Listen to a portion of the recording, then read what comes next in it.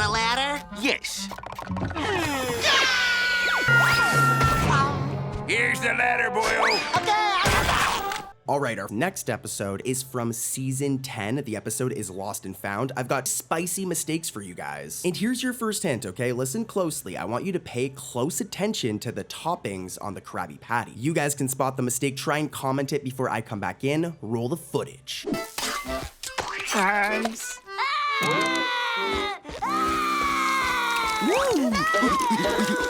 Did you guys catch it? I mean, the hint I gave kind of gave it away, but if you didn't catch it, don't worry, Cartoon Corey's got you covered. So, when SpongeBob first hears the child crying, the patty he's holding in his hand has lettuce first, and then the beef patty after that. Or potentially the crab patty, if you believe in SpongeBob theories. But yeah, it goes lettuce first, and then burger patty. But then, like literally a few seconds later, and look, the burger's been completely deassembled and reconstructed, as now it's patty first, and then lettuce. Here's a side-by-side, and yeah, totally a mistake. Whoop. Don't forget your lucky penny. Here's a question for you guys. Let me know in the comments. What's your favorite OG SpongeBob season? Season 1, 2, or 3? Mine is definitely 2 or 3, so I'm stoked to talk about this next episode, Imitation Krabs. Plankton has a really cool plan in this one. He like disguises himself as like a robot version of Mr. Krabs. Everybody falls for it. What you definitely missed if you watched this episode are these mistakes. Here's the first one. Ooh, yum, yum. Back, you hungry hand! Back! Help! Gee, Mr. Krabs, I'm sorry. It's only for a few frames, but dude, okay, get ready. So at the ending of this episode, when we see SpongeBob pushing Mr. Krabs in like the little container thing away from Hans, who's trying to eat him, there's a few frames where the basket's underlay is duplicated, and we see 2 of them on the screen at the same time, when we should only see 1. All I know though is this shot's just making me kind of hungry. Like now I want some fries. As a matter of fact, let me order some real quick. You won't even recognize the place, Squidward. Yeah, probably not. Okay, so this mistake is definitely more of a continuity mistake, and it's pretty much the entire episode called Squid's Visit. I'm gonna play a couple of lines from this episode, which should reveal what the mistake is, and if you guys don't get it, I'll come back in and explain it. It's been so long. I can't even remember your last visit. That's probably because I've never visited you. Okay, let me explain, all right? So, you guys have seen this happen many times in SpongeBob, where Squidward has gone over to SpongeBob's house. A good example of this is the episode I Was a Teenage Gary, where we literally see Squidward go into SpongeBob's house. You need to take Gary for a walk twice a day. Saturday, and Sunday, a 3-day week. Now, this is where things get very weird. The episode Squid's Visit is all about Squidward going over to SpongeBob's house for the very first time. Like, that's the entire plot, is SpongeBob trying to get Squidward to like come over to his house, which is like entirely a mistake because, as I just mentioned, there have been so many moments where we've seen Squidward go over to SpongeBob's house before this episode. Try to comment some more examples. I know just off the top of your head, you guys can probably think of moments where Squidward has been in SpongeBob's house, but yeah, let's keep it moving. I've got even crazier mistakes than this coming up. I put it right here in the circular file cabinet. That's a trash can, you nitwit. The formula! And this one is very mixed. There's a lot of people that like this episode and some people hate it. I myself am not the biggest fan of it, which is why I feel no guilt in exposing this mistake. So roll the footage, and here's a hint, pay attention to Squidward. What are you wearing? I'm a cat burglar. Okay, I'll change. Alright, so as you can see, SpongeBob is rocking his cat burglar suit right here. It looks very cool. And as he's taking it off, there's a single frame where, boom, look, Squidward's nose is like behind his mouth. And guys, I don't think I need to tell you, this is like impossible. Try and take your nose and put it behind your mouth right now. It's not gonna work. I'm zooming in and look at how weird this looks, guys. Yeah, that's another mistake for sure. Wait a minute. I don't have a driver's license. This next one is a quick one that can be found in the classic episode Sleepy Time. This one's all about SpongeBob going into all of his friends' dreams. He goes into Patrick's dreams, Squidward's dreams, and even Gary's dreams. But the mistake we're looking for takes place at the ending of the episode, and you want to pay attention to the most, like, narcissistic SpongeBob character ever, Pearl, over here. Bob! Hey, what are y'all doing in your pajamas? Are we having a slumber party? No, we are not having a slumber party. Alrighty, so when everybody's standing around SpongeBob's bed at the ending of the episode, and in the clips I literally just played, at first Pearl's nightcap is missing. Not only that, also her hair's missing. Here's like a random shot of Pearl, and normally she has hair. Nickelodeon made the poor girl bald. But yeah, her hair and nightcap is missing. But here's the problem. Literally like a second later, they just magically appear. Now she has her hair and her nightcap is there. Here's a side-by-side, and yeah, I highly doubt Pearl just grew out her hair randomly in the middle of the scene. You can tell the animators just forgot to draw it in this one shot here, which is hilarious, just like some of the mistakes coming up. Well, there's only one person left on my list of suspects. Patrick Star? Yeah. How'd you know? This one is definitely hard to find because it takes place in a shot where the footage is black and white. The episode is Squid Noir, and this is probably one of the best season 11 episodes, just saying. This is a really good episode, with also a very meaningful ending. But yeah, I'm gonna roll the clip, and I want you to pay attention to this veil on one of Bubble Bass's friends. Roll the footage. So sorry, I'm so sorry for your loss.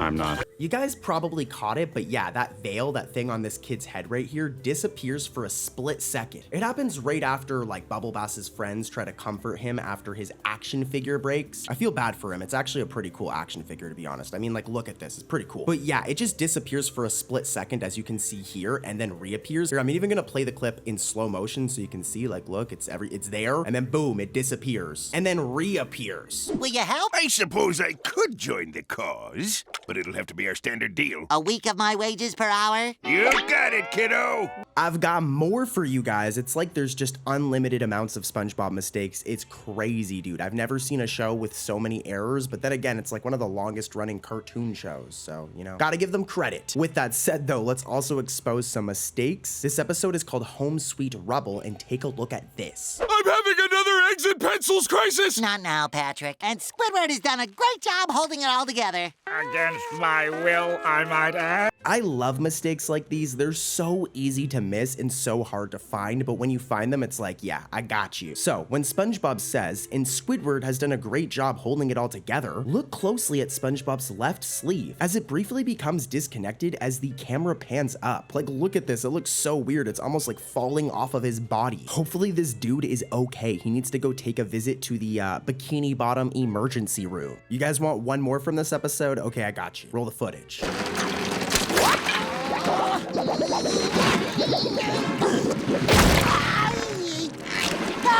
This one is admittedly not like super crazy, but as I always say, it's still a mistake. Now, as you guys seen there, SpongeBob is struggling to hold up this like wet falling roof from his house. Like, dude could have died from this. If you look closely in the very first shot and then the second shot of it, the color of like the water is different. It's subtle, but at first it's like a dark blue color, and then it randomly changes to a light blue color. You're only gonna see the difference with a side-by-side. Here, let me show you. Yeah, side-by-shot right here. And now you can really see it. The color of the water has changed randomly. I don't know why, I don't know what happened here, but this was definitely not intentional. It's for you.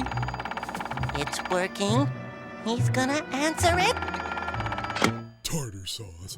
Dude, I just caught this SpongeBob mistake and it kind of blew my brain. It takes place in the episode Wormy. Now, for it to make sense though, you gotta hear a couple of these lines. Roll the footage. What is that thing? I don't know, Patrick.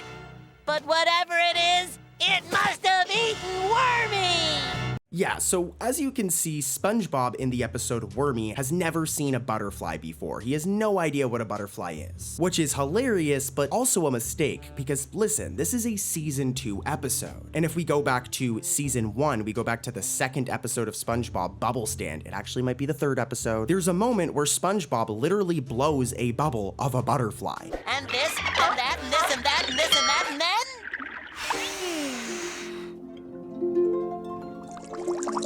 So if he did this in season 1, he literally made a butterfly out of bubbles, then in season 2, why is dude acting like he's never seen a butterfly before? That is a continuity mistake right there. Whoever wrote this episode definitely did not watch the episode Bubble Stand, which is, it's okay, but it's still a mistake. Squidward and I can take care of the Krusty Krab while you're gone.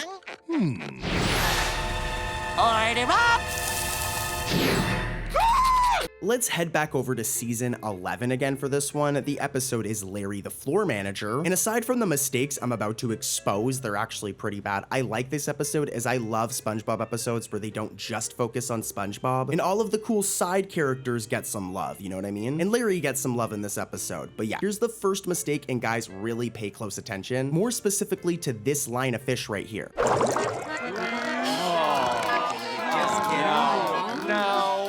Yes, I will have a quad patty with Okay, listen closely guys, because this one needs a lot of explaining. So when we see this long line at the beginning of the episode from the outside, it consists of an incidental 7, John, this random unknown fish, incidental 29 right here, sandals, incidental 153 right here, incidental 47, and incidental 2. I just pointed them all out for you, okay? However though, seconds later when we see the same shot from the inside, which I repeat is seconds later, the people in line change behind incidental 7, with now incidental 49A, incidental 3, and incidental 67 appearing, with incidental 29 being moved forward, and John and the unknown fish just completely disappearing. Here's a side-by-side of both shots, and I'm zooming in on the lines in particular, and you can see. And remember guys, this wouldn't be like a problem if this doesn't happen in like a matter of seconds. It's like you see this shot, then the next shot is this shot, and everything is changed. So yeah, kinda messy. And that still isn't even it for Larry the Floor Manager. I've got another mistake, believe it or not. Roll the footage, please. No. Give me a quad. Hold on, I'm not finished with my order. Okay, so this one takes place during like the same shot as the last one, but when Fred is first seen in line at the start of the episode, he's wearing a watch on his right fin right here. However, though, as it progresses, when we see him and the other customers complaining about Bubble Bass taking such a crazy order, like look at this, dude. The watch just disappears. Side by side right here, first he has the watch, and then like moments later, the watch is gone. Lemonade! Lemonade for sale! All right, I've been saving this one because it's really, really bad, guys. It takes place in the episode Ink Lemonade. And you see this crowd of people right here? There are numerous mistakes in it. I'm gonna play this clip, let you guys check it out, and then I'll break it down in a second. Been selling this as a refreshment? Hey, come on, buddy, no cutting. We've been waiting here all day.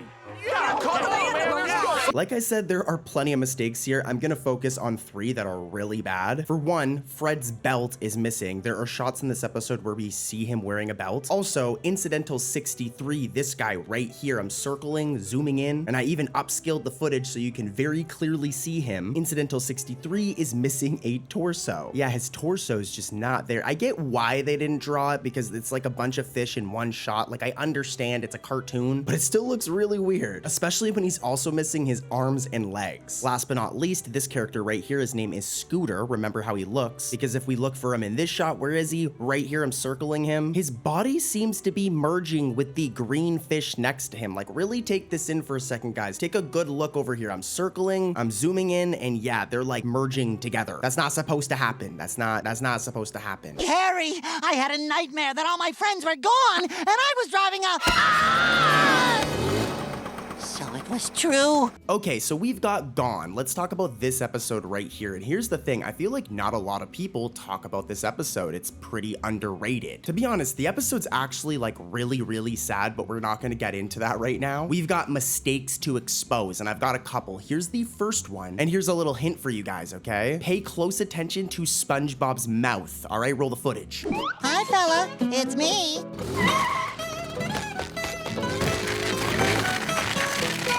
It's okay, I'm licensed. Yeah, I love mistakes like these ones because they're really bad. They're very fun to point out, but they're very hard to find. Hopefully with the hint I gave you guys, though, you were able to catch it. As when Bodhi drives away for the first time, we can see SpongeBob's mouth briefly overlap with the boat for like a split second. Look at this. I've circled it and I'm like slowly zooming in, dude. Like, how did they make this mistake? Okay, to be fair, it's only for a split second, but yeah, it looks very, very rough. Somebody got in trouble for this, I think. And guys, we're gonna get more people in trouble because here's mistake number 2. May I have some more of this delicious iced tea? Why, sure! Oop, just a sec. Okay, so if we go back in time to the OG days of SpongeBob, when we go to the episode Tea at the Tree Dome, okay, iconic episode where we're introduced to Sandy Cheeks, we learn that SpongeBob, because he's like a sponge, and same with Patrick, they need water helmets when they go inside Sandy's Tree Dome. Or, like, I hate to say it, they'll die. So this scene in Gone right here is totally a mistake. Like, why is SpongeBob able to breathe in Sandy's Tree Dome without a water helmet? He looks cool, like, impersonating Sandy, like, he looks pretty fresh. But yeah, because he's not wearing the water helmet, SpongeBob should, like, low-key, like, he should die. I hate to say it. Anyways, though, let's keep it going. I've got more mistakes coming up. These customers are blocking the way. This next one is definitely a quick one. It takes place in the episode Plankton's Paranoia, which just saying is actually a pretty good episode, but the mistake is like really funny. And here's a hint, it has to do with Mr. Krabs, okay? Roll that footage. Did you enjoy the surprise party, Mr. Krabs? I'll tell you in a second. Okay, so as you guys just seen in the clips, at the ending of this episode, okay, the ending, Mr. Krabs has a cast on his eye. This eye right here, I'm circling it. We can specifically see it from this like back shot of SpongeBob and Mr. Krabs looking at the destroyed chum bucket. But literally a second later, okay, when it changes to this front shot, look, the cast that was on Mr. Krabs' eye has just magically disappeared. Here's a side-by-side. And yeah, this one isn't cartoon logic, especially when we literally see him wearing the cast right here. So yeah, definitely a mistake here and a funny one, and let's keep it rolling. Lots of mistakes are coming. Restaurant. I think I will sample their wares. Ooh, how weird. A machine made to look like a customer. SpongeBob. This next one is another Plankton-themed episode, and this one is a banger, Plankton's Army. In this episode, Plankton wants to enlist the help of his entire family to get that Krabby Patty secret formula. I almost called it the Krusty Krab secret formula, but you guys know what I mean. Anyways, though, really good episode, and there's only one mistake I'm gonna point out. Roll the footage. Today is the 25th anniversary of the first time me archenemy Plankton ever tried to steal me secret Krabby Patty formula. May I help you?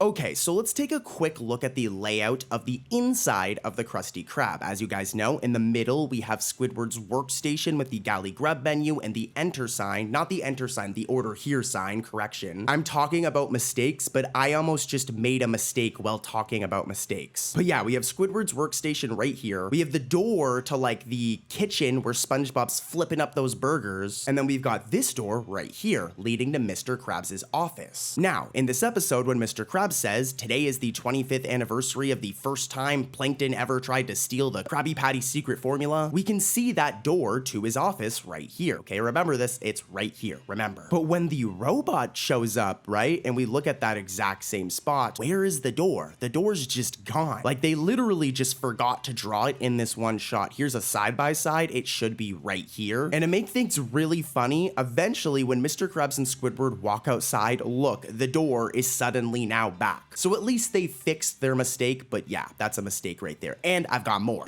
I give you Krabby Land! Throughout the years of SpongeBob, we've seen many different business opportunities from Mr. Krabs. For example, Krusty Catering or the Krusty Krab food truck. He even turned the Krusty Krab into an ice skating ring in the episode Krabs a la mode. Like, this dude is a very business savvy guy. He isn't necessarily the nicest person in the world, but he's got a mind for business, okay? And in the episode Krabby Land, he had a new scheme. He makes like a amusement park themed around the Krusty Krab. It's a really lame amusement park made up out of garbage, but yeah, it's a really good episode and we got some exposing to do. Here's a hint, I want you to pay attention to Squidward, okay? Roll that footage and let's see if you guys can spot this mistake. Let's do it. Where's Mr. Krabs? He's missing out on all the summer fun. Let me go! Okay, so a little bit of context first. This is going to seem like a nitpick, but when it comes to Squidward Tentacles over here, the most depressed and grumpy man in Bikini Bottom, when we look at his design, always, okay, if we go and look at him in Help Wanted from season 1, we can see that he has these wrinkles on his forehead. And if we even look at shots from the Sandy Cheeks movie, the most recent SpongeBob thing yet, look, he has the wrinkles on his forehead. So, this scene at the ending of the episode, when SpongeBob says, "Where's Mr. Krabs?" He's missing out on all of the summer fun. Why is Squidward missing the wrinkles on his head right here in this shot? And they're not just missing for a single frame or something, and Squidward isn't making some like super specific facial expression that would justify them not being there. You can tell that for whatever reason, for this one shot, they just did not draw his forehead wrinkles. Is it the end of the world? No. Am I gonna lose sleep at night? Probably not. I mean, maybe. But it is a mistake. Next up, we have snooze to lose. Or no, snooze you lose. Again, right there, I'm making a video about mistakes, and I just made a mistake. But it's snooze, you lose. Really good episode. Here are some clips from this one, and then we're gonna get right into the errors. It's really bad. Pardon me. Hey, Twinkle Toes, you're in a no dancing zone. Now beat it. All right, it's time for mistakes, baby. Here's your hint. Pay close attention to Squidward's head. You are a genius!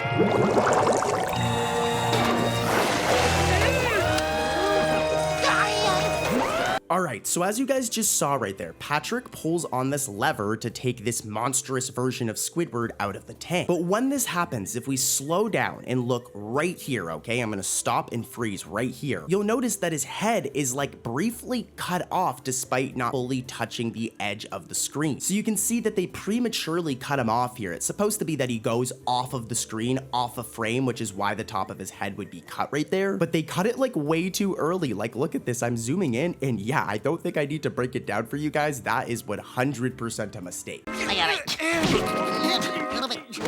Wow, you really got your melon jammed in there, didn't you?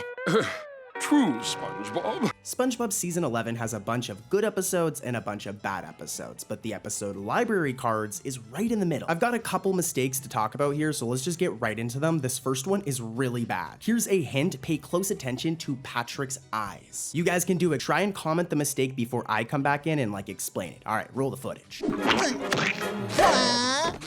Whoops. Here, Patrick. You may need this, little fella. Like I said, this one's really bad. You guys might have caught it, but in the clips you guys just saw where Patrick's brain is taken out of his head, imagine how that would feel. When Patrick closes his eyes, right, his pupils should disappear, but look, his pupils just like stay on his face despite his eyelids closing. Like, what? This is a really bad mistake. Like, come on. I mean, like, his pupils should disappear once his eyelids close. That's a straight up animation error, and I will say 2D animation's really hard. Like, you gotta give 2D animators credit. So yes, it is bad, but it's more funny than anything. Anyways, though, here's another one from the same episode.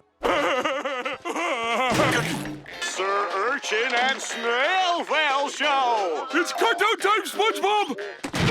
All right, so at the beginning of this episode, okay, we can see that there's a cable connecting Patrick's television to his rock. This cable right here. But here's the issue. If you watch the episode as it progresses, there are multiple scenes. For example, this scene where the cable is not there. It's just missing. Or dude, take a look at this scene where it happens again. Where is it? Where'd the cable go? Patrick isn't the smartest guy. I guess he could have ripped it off. But I think that the animators they forgot to draw it in these other shots. Like, it makes sense. Come on. Damn, 3 mistakes in one episode's crazy. But yeah, here's mistake number 3 from Library Cards. Why you? What I do? This one's also from the beginning of the episode at the very start. As you can see, something's missing here, right guys? Well, if we take a look at Squidward's house, he always has this like planked pathway between like his house and the road, right? Well, in that shot I just showed you from Library Cards, where is it? They didn't put it there. It's just gone. And I don't know how you could forget something like this. Like if we go back to season 1, look, the path is there even back in the OG episodes of SpongeBob. So I mean, come on, this is a season 11 episode. How do you forget something like that? All right, let's head over to another episode, guys. I want to cover as many mistakes as I can today. Let's do it. Mrs. Pop, what should I? Why are you still alive? Put it in drive. Thanks, Mrs. Puff. Next up, I have a quick one from the season 8 episode, Demolition Doofus. Fun fact, not a lot of SpongeBob fans like this episode. It's actually one of the least liked from season 8. And after watching it, I could kind of see why, but let's just get into the one mistake from this one. It's not that bad of a mistake, but it's still a mistake. Roll the footage. I can't look. Wait, yes, I can. All right, so you guys wanted to be paying attention to Incidental 41. We talk about this character a lot, huh? Now, I'm a total weirdo for even noticing this or catching this, all right? But if you look in the scenes I just showed you, well, the first scene, Incidental 41's lips are like a pale yellow, all right? I'm zooming in on our boy. Here's the issue, though. As the episode progresses, we eventually get this scene right after this one. I said as the episode progresses, but it literally happens seconds later. Look, his lips are now randomly blue. How do you go from pale yellow to blue lips? I'm doing a side-by-side, and it's a subtle mistake because, you know, Incidental 41 is a background character, but it's a mistake, dude. Like, they messed up, and I caught you. Just like I'm gonna catch more, let's head over to another episode. That was so cringe, but yeah, let's go find more mistakes. Number 1. High five, everyone! Don't put me down first! High five! High five! Okay, so one thing I noticed in later seasons of SpongeBob is there's a ton of these episodes that kind of like retell a story of a fairy tale or something like that. For example, the episode Patnocchio, which is literally like a SpongeBob retelling of Pinocchio. Some of them are good, this one's pretty good, but we're not here for that, we're here for mistakes, so let's break them down. Try to comment this first mistake before I come back in and yap on. Roll the footage, please. I should do what the voice tells me to do? Now that's a smart little sea star.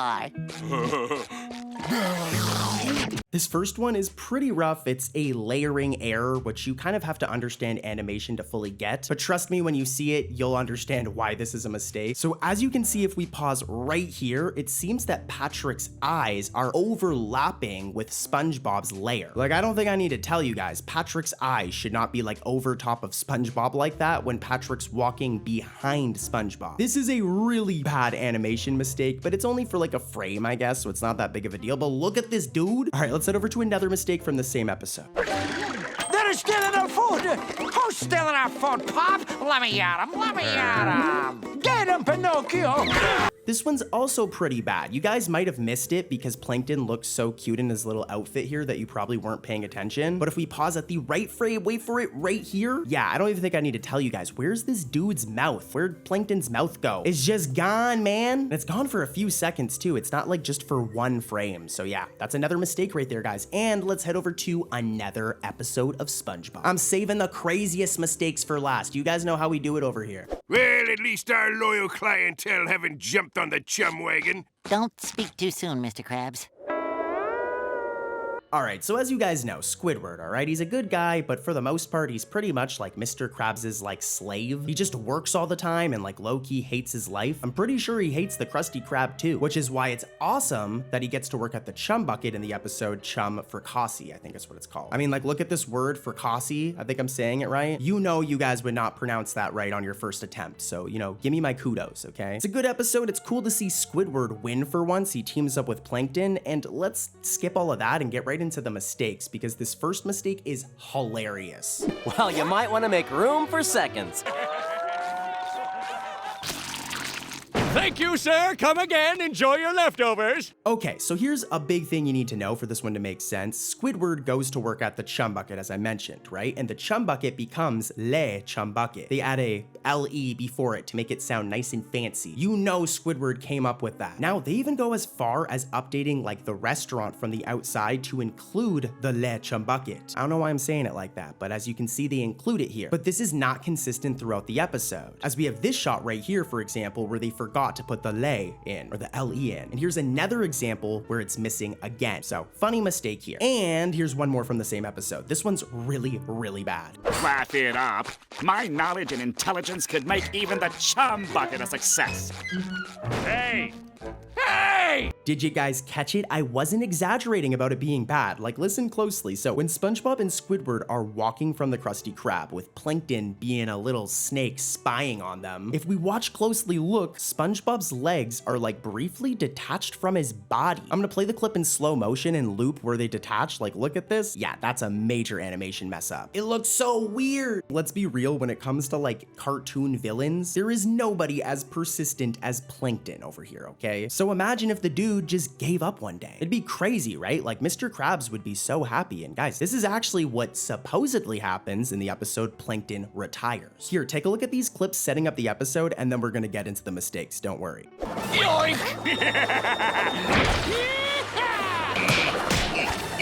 Krabby Patty is made of? Crazy, right guys? Plankton retiring. But you know what would be even more crazy? If it was all just a scheme. Yeah, I'm on to you, Plankton. Just like I'm on to these mistakes. Enough! I think someone needs their papa.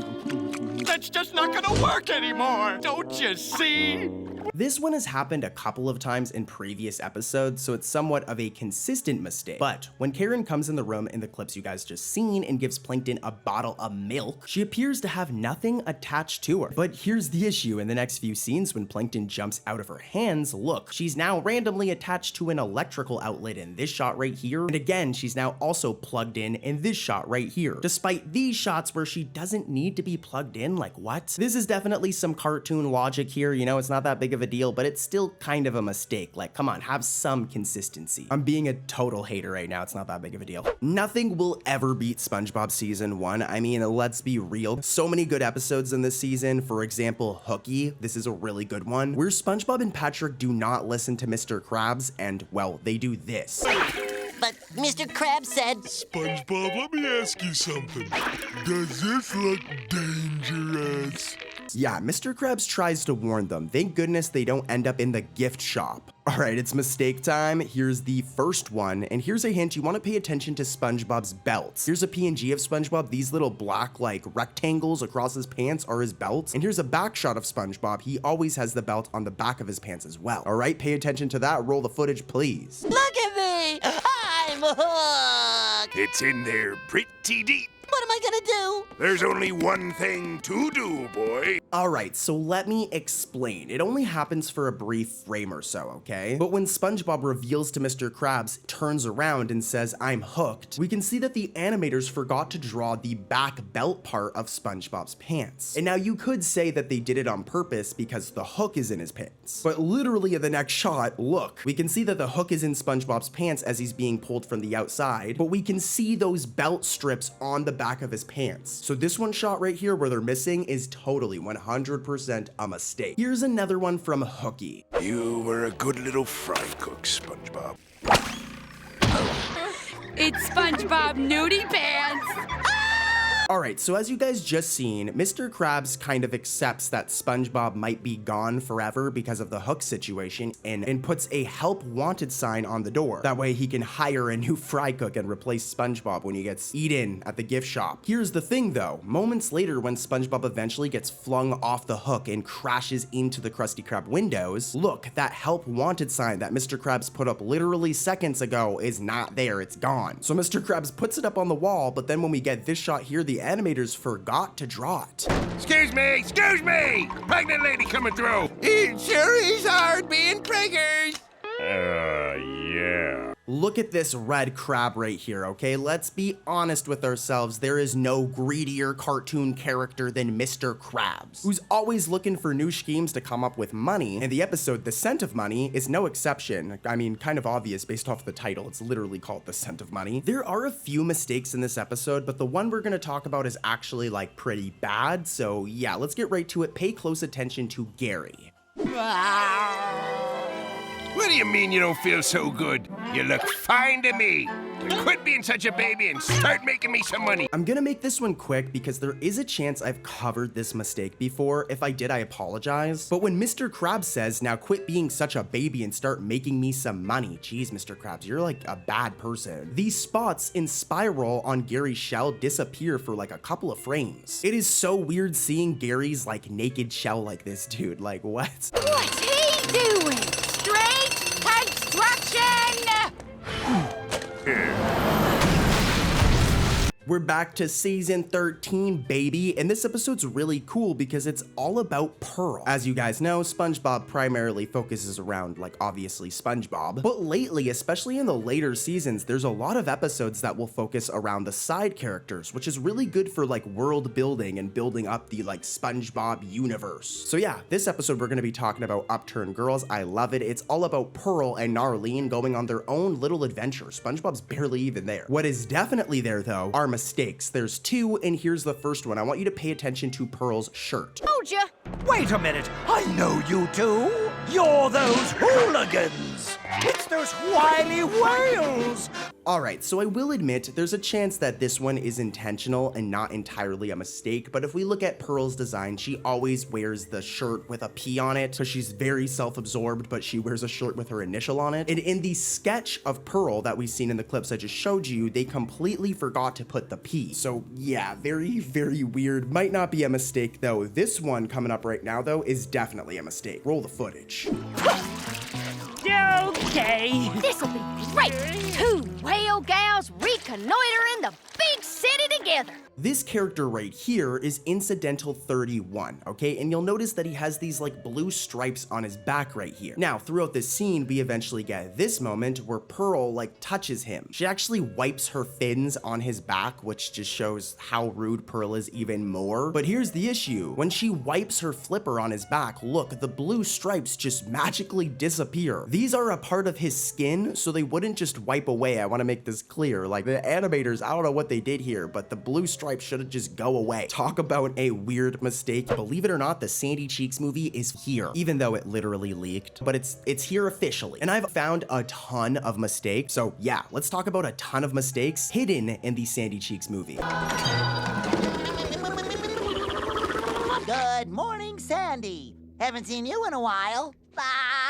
Did you guys catch that? Well, let's take a look at Conch Street, all right? As you guys can see, it normally goes Patrick's house, Squidward's house, and SpongeBob's house. And each of these houses have their own path. SpongeBob has this like rocky path here. Squidward has this like plank path made out of wooden planks. And Patrick just has a normal path. If we even go back to the first season of SpongeBob, it looks exactly like this. And look at Patrick's path in particular. Well, right at the ending of Sandy's awesome song, when we see SpongeBob spinning out of his house, if we pause at the right frame, okay? Look, Patrick is missing the path to his house. It happens so quickly that I don't blame the animators for missing it, plus it's 3D animation, which is really hard. But I have no idea why in this one shot, it's just not there. It's just not rendered. Hey, at least they got the plank path for Squidward's house and the rocky path for SpongeBob's house, though. Anyways, let's head over to mistake number 2. You look at you!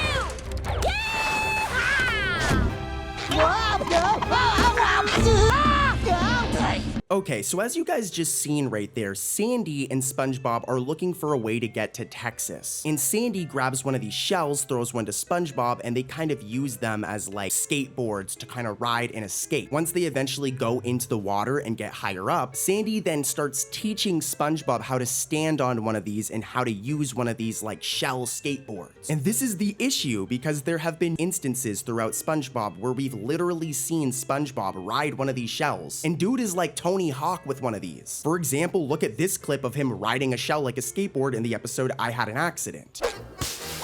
Don't eat the yellow sand, Patrick. Oh yeah, I forgot. Hey, Sandy, watch me do the grouchy Squidward. Stop naming moves after me. This is not the first time SpongeBob has been on one of these like shell skateboards. So I have no idea why Sandy needs to teach him how to like use one in this scene. The way the scene comes across too is as if SpongeBob has never done it before. He's so confused as to like what to do. And just, yeah, this is some weird continuity here, especially because I Had an Accident is from like the Steven Hillenburg era of the show. So it shows whoever wrote this movie didn't know that. And even you guys watching, I'm sure you guys already know that SpongeBob has ridden a shell like a skateboard before. So yeah, bad mistake. And let's head over to mistake number 3.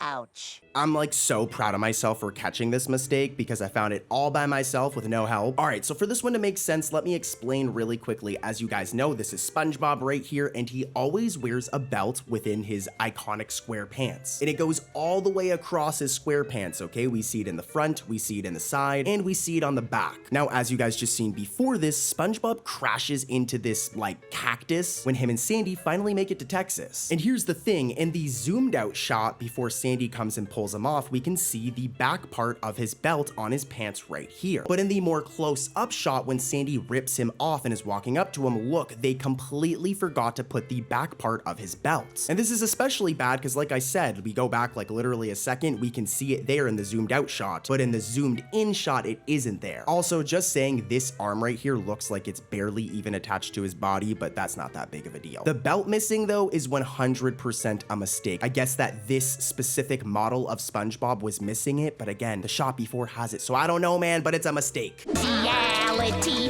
is marine biology, so I knew Bikini Bottom was a place for me. Okay, this one right here is how you know that Cartoon Corey is the biggest SpongeBob nerd ever, because I caught like a really good mistake right here. As you guys just saw, Sandy scans SpongeBob with this like green thing, and we get a bunch of data on SpongeBob. For example, we see his IQ, we see how tall he is, we see that his pants are square, and that he's 100% sponge and porous, which is pretty cool. We get a nice little bit of details right there. SpongeBob is 5 feet tall. Or is he? Because in SpongeBob the cartoon, there have been numerous episodes where we've seen SpongeBob get his driver's license. Now, I will say he never keeps his driver's license. For example, in the episode Bumper to Bumper, he gets his driver's license, but it's then eventually revoked. But we've seen his driver's license in many shots. And look, SpongeBob is not 5 feet tall. He's actually 4 feet tall. So this is a major mistake within the film, especially when there are so many examples in the cartoon. Like, here's a shot of it from Sleepy Time. To be fair, he's dreaming in this, so this technically isn't real. But okay, here's a shot of it from No Free Rides, where he does legitimately get his license. It's taken away from him later, but he gets it, and as you can see, 4 feet. Here's another shot from Nautical Novice, and same thing, dude is 4 feet tall. I could give you guys more examples, but there's no point. This shot in the Sandy Cheeks movie where it says he's 5 feet tall is just incorrect. It's canonically incorrect, and whoever wrote that part of the movie needs to go back and watch OG SpongeBob.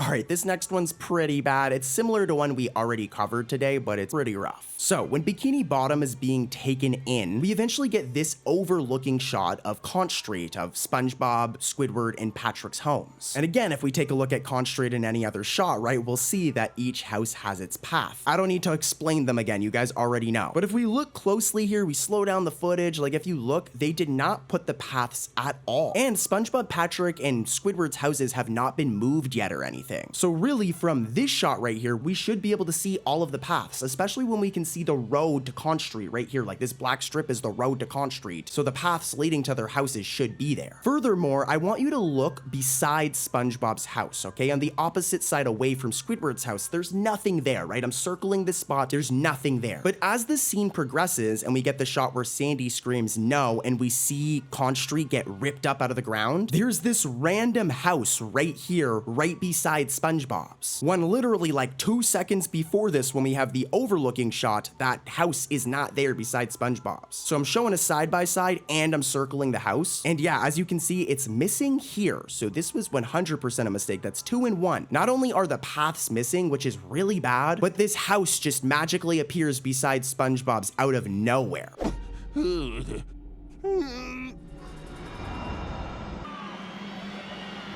Ladies and gentlemen. I always say it and I always admit it, I'm a nerd for even catching things like this, but okay, throughout this whole episode and throughout SpongeBob as a whole, the Krusty Krab and Chum Bucket are directly across from one another. Here's an example from the cartoon, and here's an example from the movie, this literal movie right here. There are so many shots in this movie where they're directly across from one another, except for one. At the ending of the episode, when everybody's celebrating, we get this transitional shot that goes through like a peak of rocks to reveal the Krusty Krusty Krab. The Krusty Krab is hosting like a Cheeks circus event, but this is the normal Krusty Krab that we've been seeing throughout the whole movie, and the same Krusty Krab from the cartoon. But it isn't across from the Chum Bucket, like randomly. It's like they forgot about this. And we know this because of like the reveal going through the rocks. Like we should still be able to see the Chum Bucket or pass by it, but it's not there at all, so that is definitely another mistake. Especially when like literally throughout the movie, guys, they're across from one another the whole time. Like in the beginning of the movie, here's an example. Near the middle of the movie, here's an example. And then even at the end, when we get the zoomed out shot of Bikini Bottom, just as everything goes back to normal and it goes back into the ocean, we can see they're across from one another. So it's like, how did you guys mess this up for like this one shot here? Like, why would you do this? Not a big deal though, and we've got more mistakes to cover, so let's keep it moving. In your absence, I've gained some mad skills. Observe.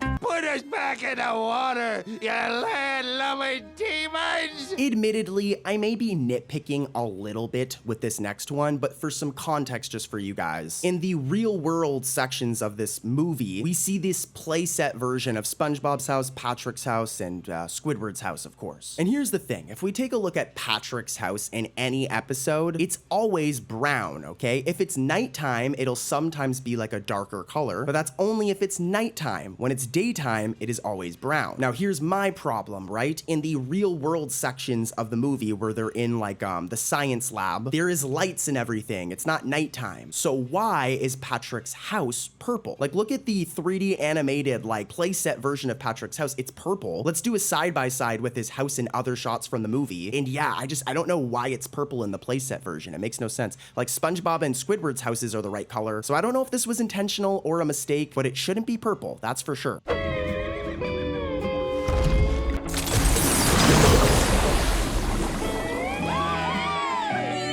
At this point, I'm sure you guys are like, why does this guy care so much about paths in SpongeBob? But I have another path-related mistake from the movie. This time it takes place at the ending of the film, just as everything goes back to normal and Bikini Bottom is like returned to its original place. And the city's restored, everybody's happy, everybody's cheering. If you look closely though, Patrick is missing the path to his house. Weirdly though, like Squidward's path is there, which is kind of what highlights this more as a mistake. Like if Squidward's path is there, then Patrick's house should have their paths. If they were all missing them, then I could say it was, you know, it was like cartoon logic or something. So yeah, that's another mistake for you guys.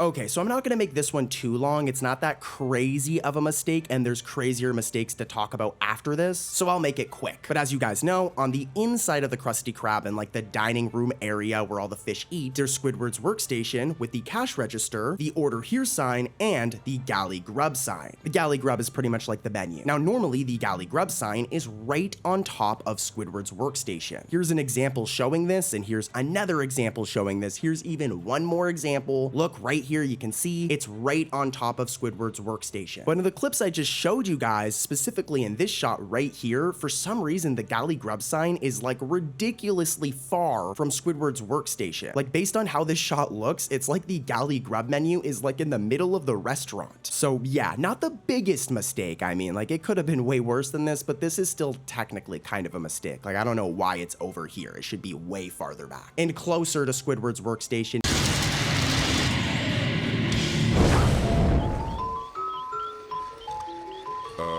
I can explain. Pre-hibernation week. This episode is a banger. Like, come on, such a good episode. You guys already know it's coming. Like, you guys already know it's good. This episode has mistakes, 3 to be exact. Here's the first one. You over there?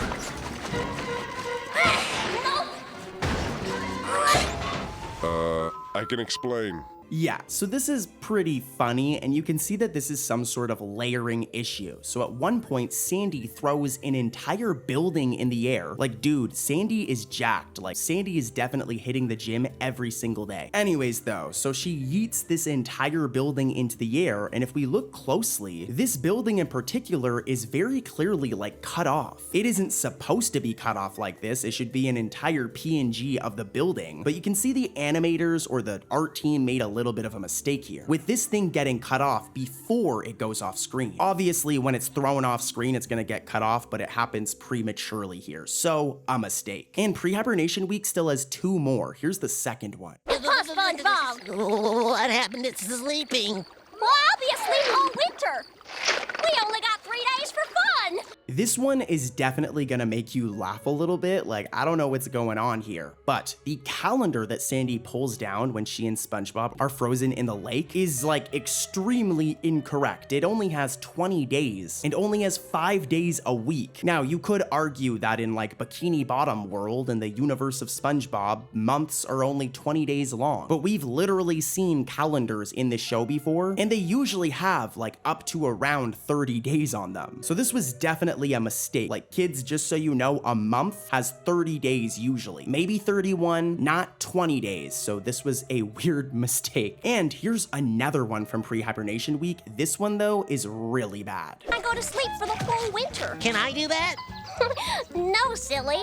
It's a mammalian thing. Sandy, you may not have noticed. Okay, so at the beginning of this episode, we'll notice that Sandy is wearing like green bikini bottoms underneath her skirt, okay? I don't really care about what Sandy's wearing underneath her skirt because she's an animal and this is a kids channel, but if you pay close attention, when Sandy goes over to paint her fence, the green bottoms that she had been wearing during this entire scene under her skirt just magically disappear, and she now has nothing underneath her skirt. Don't get any ideas, guys. I'm gonna slide right past this one, but this is definitely a mistake. Her underwear wouldn't randomly disappear. And yeah, let's keep it moving. Let's head over to another episode, dude. Lots of wild mistakes coming up, guys, and I'm not just saying that. Holy seek-out, it's that sponge kid. Quick, lad! To the invisible boatmobile! Away! What is better than an episode of SpongeBob based on Mermaid Man and Barnacle Boy? Like, come on, they need to do more of these. There was Mermaid Man and Barnacle Boy 1, 2, 3, and then 4, which we're gonna be covering right now, as well as 5 and 6. So Nickelodeon, you guys should do a Mermaid Man and Barnacle Boy Part 7. I know the voice actor of Mermaid Man and Barnacle Boy have passed away, but there's definitely a way that we can spiritually mention them in the episode. They don't have to literally appear. Anyways though, 3 mistakes in this episode. Here's the first one. Mermaid Man and Barnacle Boy! All right, this one is definitely weird, and you guys might not catch it right away, so let me explain. When SpongeBob bursts through the wall after overhearing Squidward saying Mermaid Man and Barnacle Boy, in the first shot, this wall looks like this. It's blue, okay? It's like entirely blue. And it shouldn't change, right? Well, after SpongeBob grabs the pen, and we see this wall in a second shot, it is now like a completely different color. Like here's a side-by-side. It isn't entirely different, but you can see that the shading and coloring has changed a bit, which is like a major mistake because this all happens in a matter of like 10 seconds, literally. So the entire location of the Krusty Krab, like the walls wouldn't change. Like what? This is definitely a mistake. And we've got more. Here's another one for Mermaid Man and Barnacle Boy Part 4. Yahoo! I told you we should have got the So these right here are clips that hold up Mermaid Man's pants, all right? I personally would never depend on clips, I would just wear a belt. But what's really important here are the colors of these clips. At first, they look like this, all right? They're this color, remember this, okay? Remember. As the colors of these things just will randomly change between shots. For example, in this shot, they're now this color. Here's a side-by-side, and yeah, that is not the same color, and dude's clips for his pants shouldn't be changing. You can tell that the animators first colored it like this and then forgot and gave it a different color, which is like, why, man? Like totally a mistake. And here's one more. This one though is really, really bad, guys. Get ready. Roll the footage. Ta-da! Since I couldn't make you big, I made the city small. Yeah, you guys probably caught it. It is possible some of you missed it, but when everyone pops out of SpongeBob after they go inside his body and beat him up, our favorite squirrel, her head is just missing. Like, where's her head? It's just gone. Her head is not there. And this is like a really bad mistake. Like, how do you forget to draw somebody's entire head? Poor Sandy, man. Here's the thing though, guys, if you thought this was bad, stay tuned because crazy mistakes are coming up, dude. Like, it's gonna get wild. I'll be one step closer to my driver's license.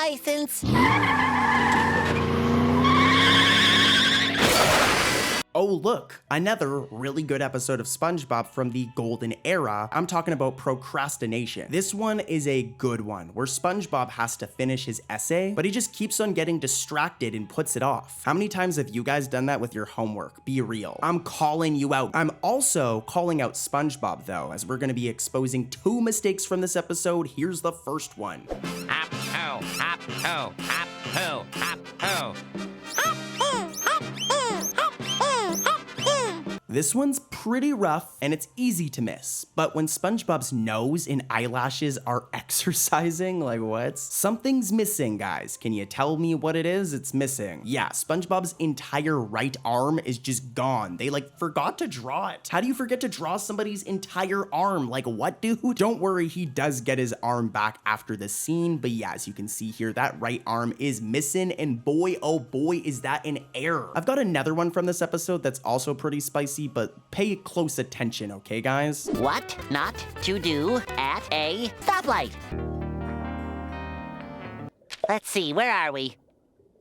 Okay, so as you guys seen in the clips, throughout this episode, SpongeBob is not able to get much progress made on his essay. And the only things we actually see him write are what not to do at a spotlight by SpongeBob SquarePants. As you can see here, he wrote it right here. And remember, this is written before SpongeBob falls asleep. I know a large part of this episode is SpongeBob fantasizing things because he falls asleep, like his house literally catching on fire. That's all a dream. But when we see SpongeBob write this text right here, what not to do at a spotlight or stoplight by SpongeBob, he is not sleeping yet. He has not fallen asleep. So it should still be there by the ending of the episode, right? Well, it isn't. Eventually, when SpongeBob awakens from his nightmare and looks at the paper before looking at the clock, only the word "the" is shown on his essay. And this is incorrect. We should also see what not to do at a spotlight, because we literally seen SpongeBob write this earlier on in the episode, so a major mistake here. And of course, I've got more. Let's head over to another episode, guys. Things are about to get really spicy, so stay tuned. I'm saving the worst for last. Well, your obsession with Kenny's getting weird. But you didn't even get to see my new Kenny the Cat temporary tattoo. Oh, that's okay. See you, SpongeBob. Next up, we have the episode Kenny the Cat, which I'm gonna be real with you guys, I'm not a big fan of this episode, so I'm gonna get right into it. Here's a hint, it has to do with Kenny the Cat in particular, more specifically his legs, okay? Try and comment the mistake before I come back in and break it down. I know you guys can do it. Roll that footage. This gets real uncomfortable after a while.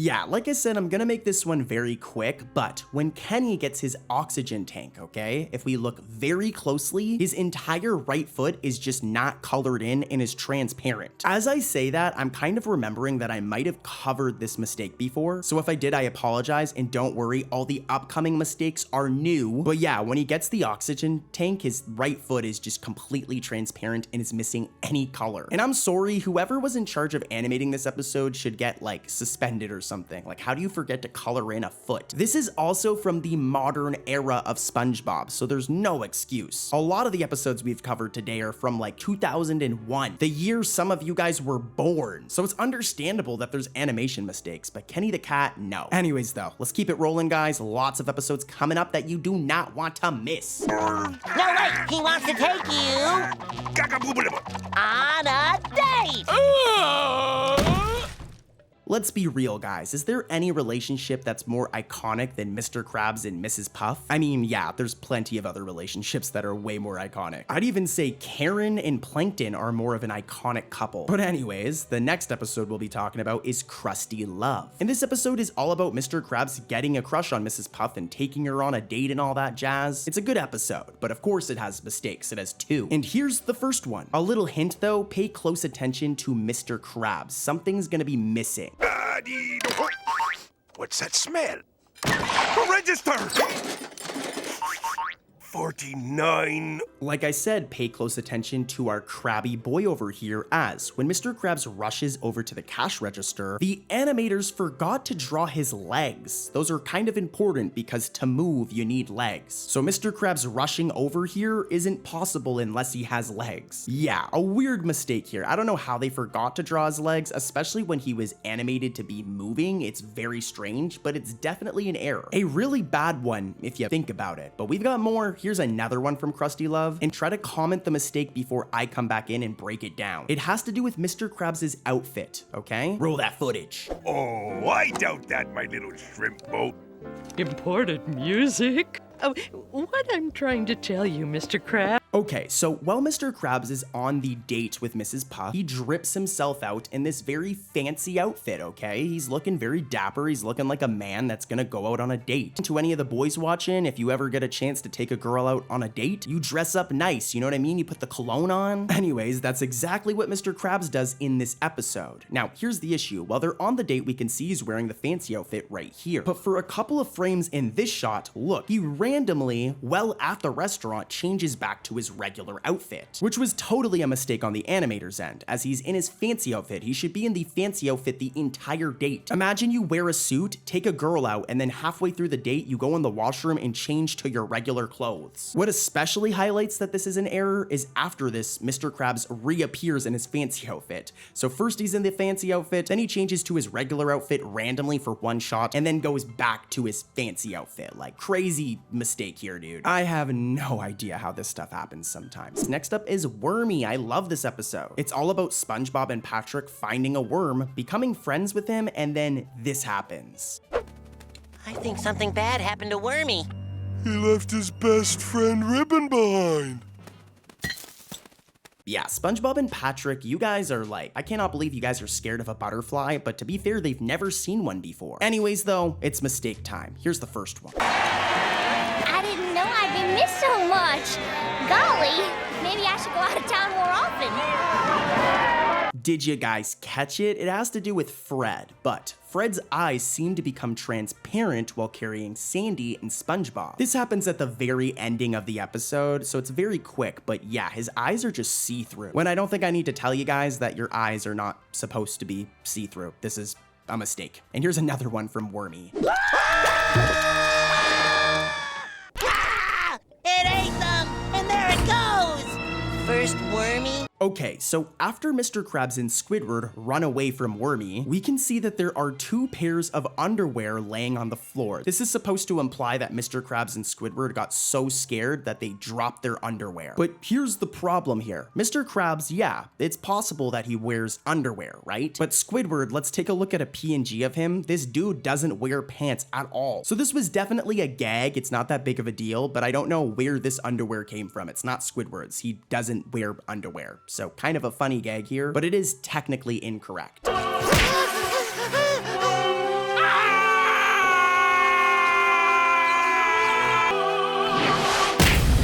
First up, we have the two faces of Squidward. And for those who do not know, this is the debut of handsome Squidward. Like, look at this handsome squiddy boy. Yeah, this episode is how Squidward gets handsome. It's a really good episode, but it has really bad mistakes. Here's the first one. We don't have much time. Take the door and change me back. And I'll even throw in a free soft drink for an extra $3. Come on. All right, this one's interesting. It happens really quickly, but during the clips you guys just saw at the Krusty Krab, there's this red fish right here in the background. And again, it's very easy to miss, but if you watch closely for a couple of frames, he has pupils, but he's missing his like full eyeballs. Like, look at how weird this looks. How do you draw a character's pupils, but forget to draw the actual eyeballs that the pupils would be inside of? Crazy, dude. And here's another one from this episode. I love you no matter how many times we smash your face. I almost wish that meant something. All right, so listen closely because this one's kind of complicated, but near the ending of the episode at the Krusty Krab, when Squidward's face goes back to normal, he's no longer chiseled and handsome. He loses all of his Rizzler abilities, but yeah, his face is back to normal. Now, when this scene takes place, if we look inside the Krusty Krab in the background, we'll notice that there's very few characters in the restaurant. There's this guy here, there is not a lot of fish in there. However, though, when the camera cuts to the outside shot, there is now randomly a huge amount of characters. Like, this all happens in like a matter of seconds, so it's like, I don't know what's going on here. This was definitely an error. If there are this many characters in this shot, then there should also be this many characters in this shot that takes place like 2 to 3 seconds before it, so yeah. This is nothing though, guys. Some of the mistakes coming up are like really bad. People almost lost their jobs over some of these mistakes, so stay tuned. And let's head to another episode. Let's keep it rolling. Quick, jump inside our anti-sea bear circle before he comes back. Yeah, sea bears often attack more than once. Are you crazy? This next episode is very, very special. It's the camping episode. This episode was like huge when I was a kid. And if you don't know it, I'm gonna play a couple seconds from the campfire song, and I'm sure you'll remember the episode instantly. I'm gonna play like 4 seconds though, so we don't get hit with copyright claims. C-A-M-B-F-I-R-E-S-O-N-G song. C-A-M-B-F-I-R-E-S-O-N-G song. I mean, come on, dude. What an iconic song and what an iconic episode. But of course, you guys know it's coming. It has mistakes. It has 2, and here's the first one. Try to comment the mistake before I come back in and break it down, okay? Let's do this. It's nice to unwind with a nice, relaxing campfire song. I call this one the campfire song. All right, so first things first, you guys may have caught this one, especially because I might have covered this mistake in the past, but don't worry, all of the other mistakes in today's video are new. You've never heard them before. But when SpongeBob starts to sing the campfire song, SpongeBob's right arm is somewhat like disconnected from his body for a frame. Like, I'm zooming in and circling, and like, yeah, his arm is like falling off. I'd like go and see a doctor about that one, SpongeBob. That's concerning. Or I would just have a conversation with the animators who did you dirty like this, bro. They couldn't even connect your arm to your body. Wild, man. And here's another one from the camping episode. This one is just like weird. Weekend is here. And this isn't just any old weekend. This is the weekend SpongeBob and Patrick go camping. All right, so listen up. When this calendar right here is shown for the first time, the circle is on the 23rd, okay? You can see it right here. This circle right here is on the date of the 23rd, and it should stay there, right? Well, in the close-up shot that happens seconds later, the circle is now completely changed to dates, and it's on the 25th. Here's a quick side-by-side, and just what? I guess they got confused in between the shots when animating the episode, but there's still no excuse, dude. Like, how does this mistake happen? It's fine though, the mistakes keep us entertained, right? So let's head over to another episode. I love you too, Gummy. All right, next up we have the episode The Gift of Gum, and the plot of this one's very funny. Like, imagine you and your best friend, right? You guys have been best friends for years, and as a gift, he gets you a giant wad of used bubble gum. I guess it's the thought that counts, Patrick, but yeah. All right, mistake time. Here's the first one, and you guys know was good. Try to comment this mistake before I come back in, all right? I know you guys can find this mistake without my help. Let's do this. Roll that footage, please. The more you touch it, the angrier it gets. Oh, let's just crazy talk. This is another one that if you blink, you'll definitely miss it. So first we need to look at Sandy's design. So here's a PNG of our favorite squirrely girl, our favorite Texan. And you'll notice that on her cool, like, underwater spacesuit, her sleeves have stripes on them. They're like blue and red, okay? Now here's the issue. So when Sandy says, oh, that's just crazy towel, we can see these stripes on her arm, okay? And there's this one right here that's red, but it actually randomly turns blue for a couple of frames. And then randomly switches back to red. So it's red, then randomly changes to blue, and then changes back to red, all in like one shot, which is definitely some sort of glitch in terms of the animation. Like, this is definitely a mistake. It's not too bad. Roll the footage. Told you it was easy.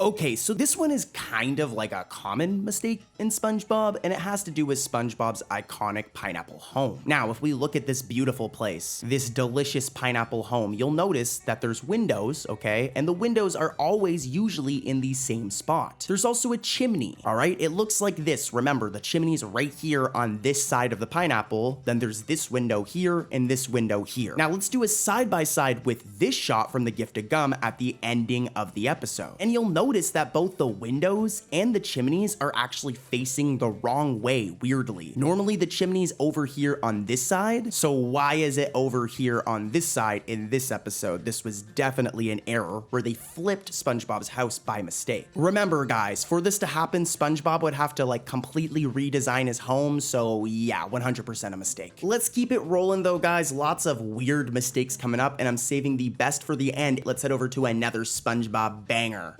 Squidward, you look a little different. Wow.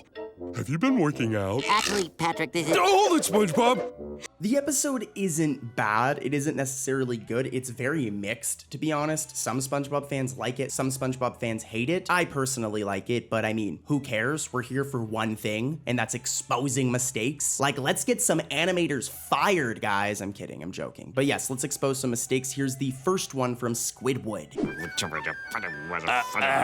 Oh, sorry, sir. Can I take your order? No, I don't like your attitude, bub. Okay, so let's talk about the Krusty Krab for a second. More the interior of the Krusty Krab, the inside of the restaurant, and its design. As when we look in the restaurant, okay, we can see that in the middle, there's the like cash register area with the boat where Squidward works from. Then to the right of that, there's the door to the fry cook area, like the kitchen where SpongeBob is flipping up those patties. But there's also this door right here to the left that usually leads to Mr. Krabs' office. Now, here's the issue. In Squidward, when this character right here, Sandals, is ordering, there are a couple of shots where the door to Mr. Krabs' office is just completely not drawn. They just forgot to draw it. It should be right here, but it isn't. And not only that, guys, but also, you know the window that like SpongeBob pops out of to hand orders to Squidward, like this window right here? Yeah, in some of those same shots, the window to the kitchen is also missing. Very, very messy, and just, yeah, the animators clearly just forgot to draw both. But I'll forgive them, okay? Their job is pretty hard. 2D animation's a lot of work, but with that said, let's also expose this next mistake from Squidward. Roll that footage!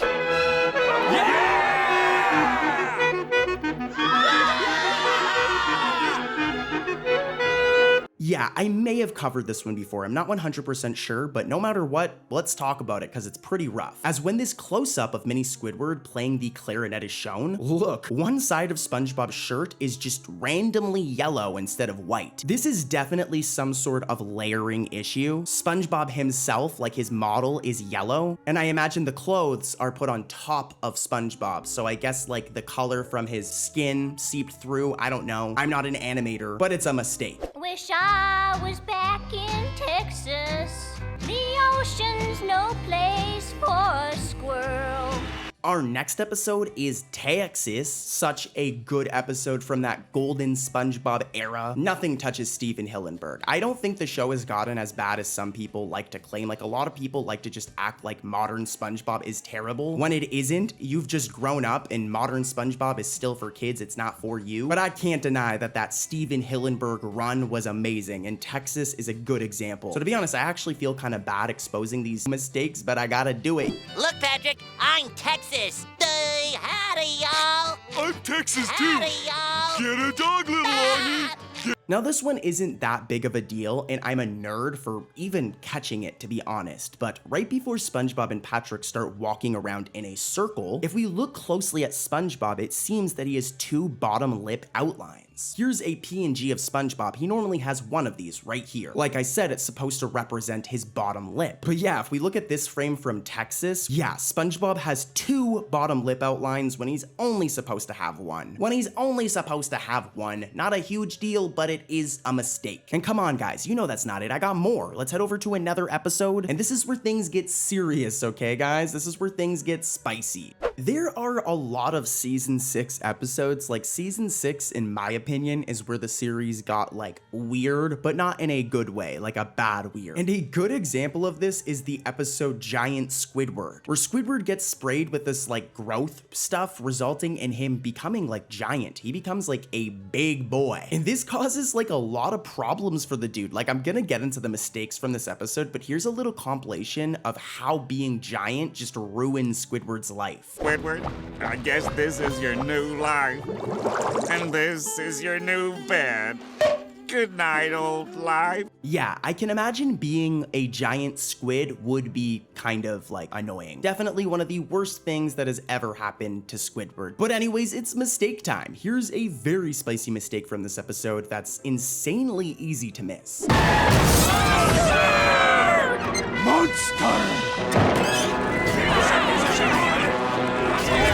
Like I said, it's really hard to miss, but when the villagers with torches and weapons in a mob are chasing after Squidward, poor Squidward, like I said, man, this is like one of the worst things that has ever happened to him. He's like a monster. But yeah, when he's being chased by a mob, if we look closely, one of these fishes, all right, one of their white eyes briefly turns red and blue for a split second. It's very easy to miss, but look at it right here. Definitely some sort of animation glitch that is not good. Like if your eyes look like that, guys, go and see a doctor. Like man has like pink eye or something. He's got red eye.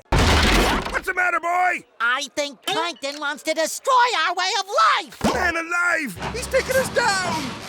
Next up, we have the episode Spongicus, which I would not be surprised if a lot of you have never seen it before. This episode is very underrated. Honestly, though, it's actually more overrated because the episode is just not very good. So honestly, I don't even feel bad for exposing mistakes in this one. Here's the first one. Plankton's destroying the chum bucket?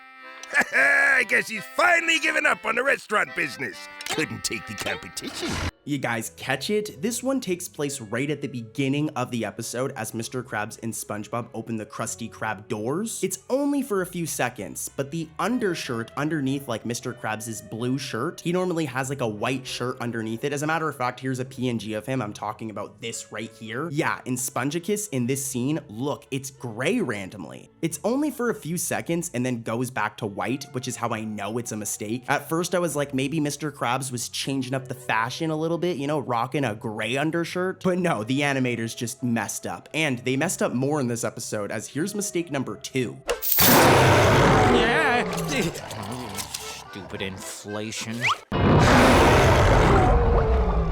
Alright, so for this one, let's take a look at the Krusty Krab, alright? Specifically the outside of the restaurant, as there are some design elements that are very consistent throughout the show. For example, the clam sign, this right here that says Krusty Krab. I mean, come on, it's been there ever since Help Wanted, the first ever episode. It's right here. There are also some scenes in this episode where we can see it. For example, this shot from Spongicus right here. But here's the problem. At the very ending of the episode, when the lionfish roars, and it shows the Krusty Krab again, where is the clam sign? It's not there. It's just disappeared. Well, I'll tell you what actually happened. The animators in this one shot made a little mistake and forgot to draw it. Which, I mean, come on, none of us would notice this anyways, but it is still a mistake, so get wrecked, Nickelodeon. I caught you. And I'm gonna catch you more. Here's one more from Spongicus.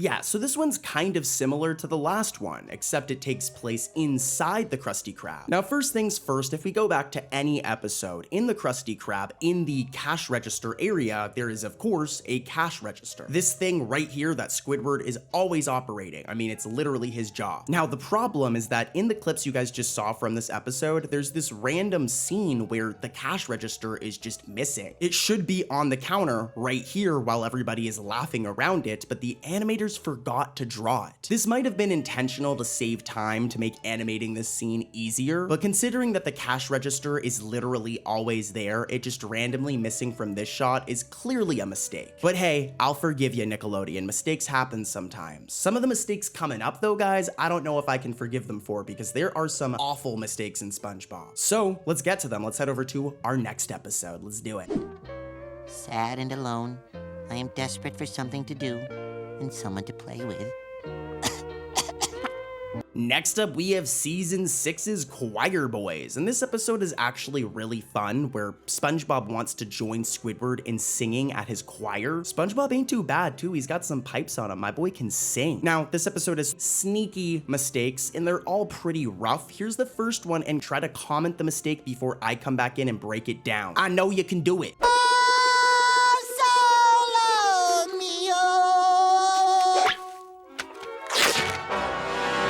Like I said, they're pretty rough. I wasn't lying, guys, as when Squidward rips off SpongeBob's fake mustache, yeah, this dude is missing his right arm. You could argue it's due to the angle, but I mean, come on, they just did not draw that arm, and I think it's kind of important, right? Like, you need both of your arms. 2D animation's hard, so I understand them being lazy sometimes, but still totally a mistake. And dude, there's more. I've got plenty more. Here's mistake number 2 from Choir Boys.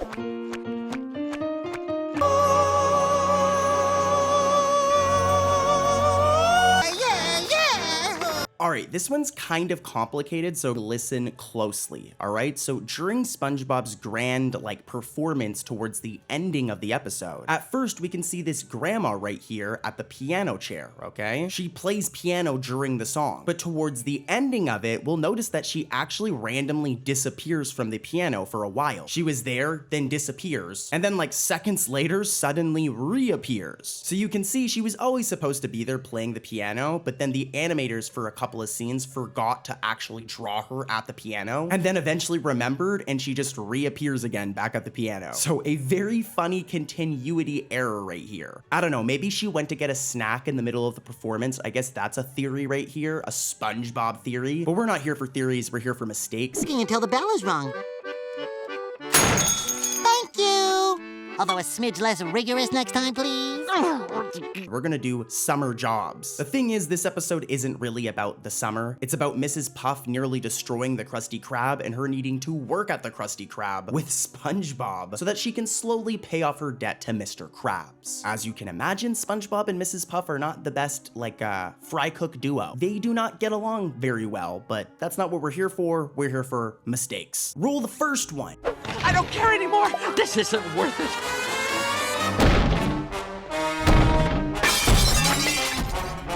Okay, so for this first one to really make sense, we need to take a look at Mrs. Puff, okay? More specifically, her colors and her design. Now, when it comes to Mrs. Puff, okay, the front of her body is this pale white color, the part with her face and everything, all right? Where her stomach and face is, the entire front area of her body is white. But then if we see Mrs. Puff from the back part of her body, her back, is a darker brown, all right? So the front of her body is white, the back of her body is darker brown. Now, the reason I'm yapping on about this is it's a big part of this mistake, as when Mrs. Puff is bouncing and right before she smashes the Krusty Krab doors, her colors are completely flipped. I'm doing a side-by-side here, and you'll notice that her pale front skin is on her back, the white part is on her back right here, and her brown, back skin is on the front of her. And this is a really bad mistake. They got her colors completely mixed up. This is why I'm doing the side-by-side, so you can really see. So yeah, a really bad mistake here. You guys already know though, this ain't it. We've got more from summer jobs, so roll mistake number 2, please.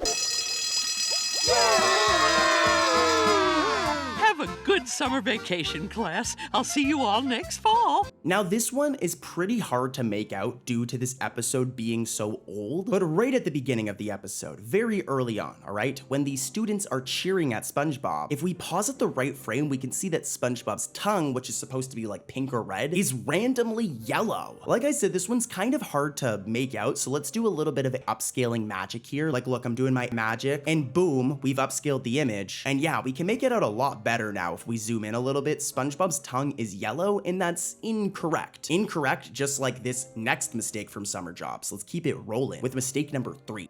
But Swift, I wouldn't go that way if I were you.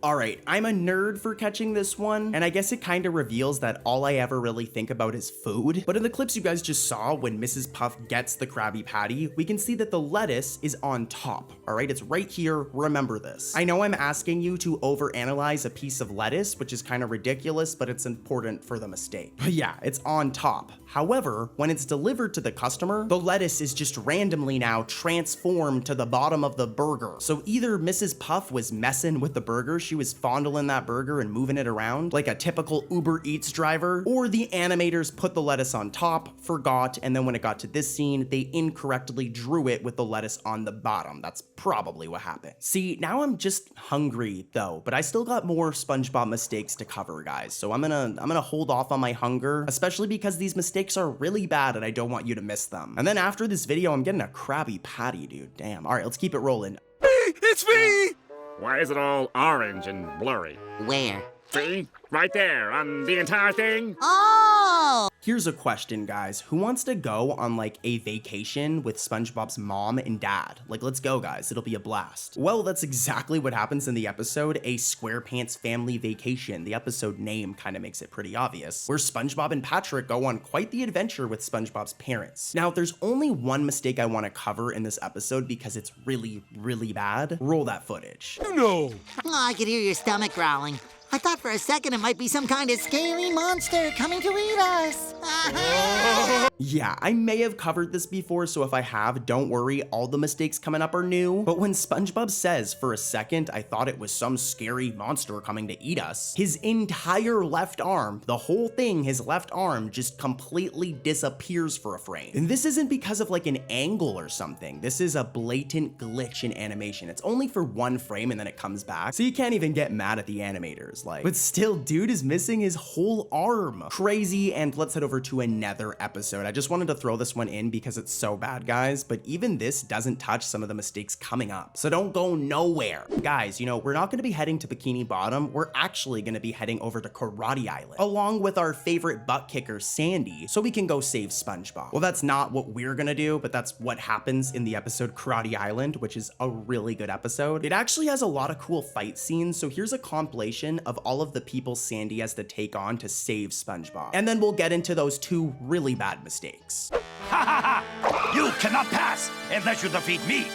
Leap, serve. The lair of filthy Phil. Dude, I would not mess with Sandy. Like, that girl is a fighter. I mean, she's literally wearing a Kill Bill outfit. Like, I'm doing a side-by-side. So yeah, do not mess with Sandy. What I am going to mess with, though, is the animation. Like, that was a 10 out of 10 segue. Come on. Anyways, here's mistake number 1 from Karate Island. Keep those eyes peeled.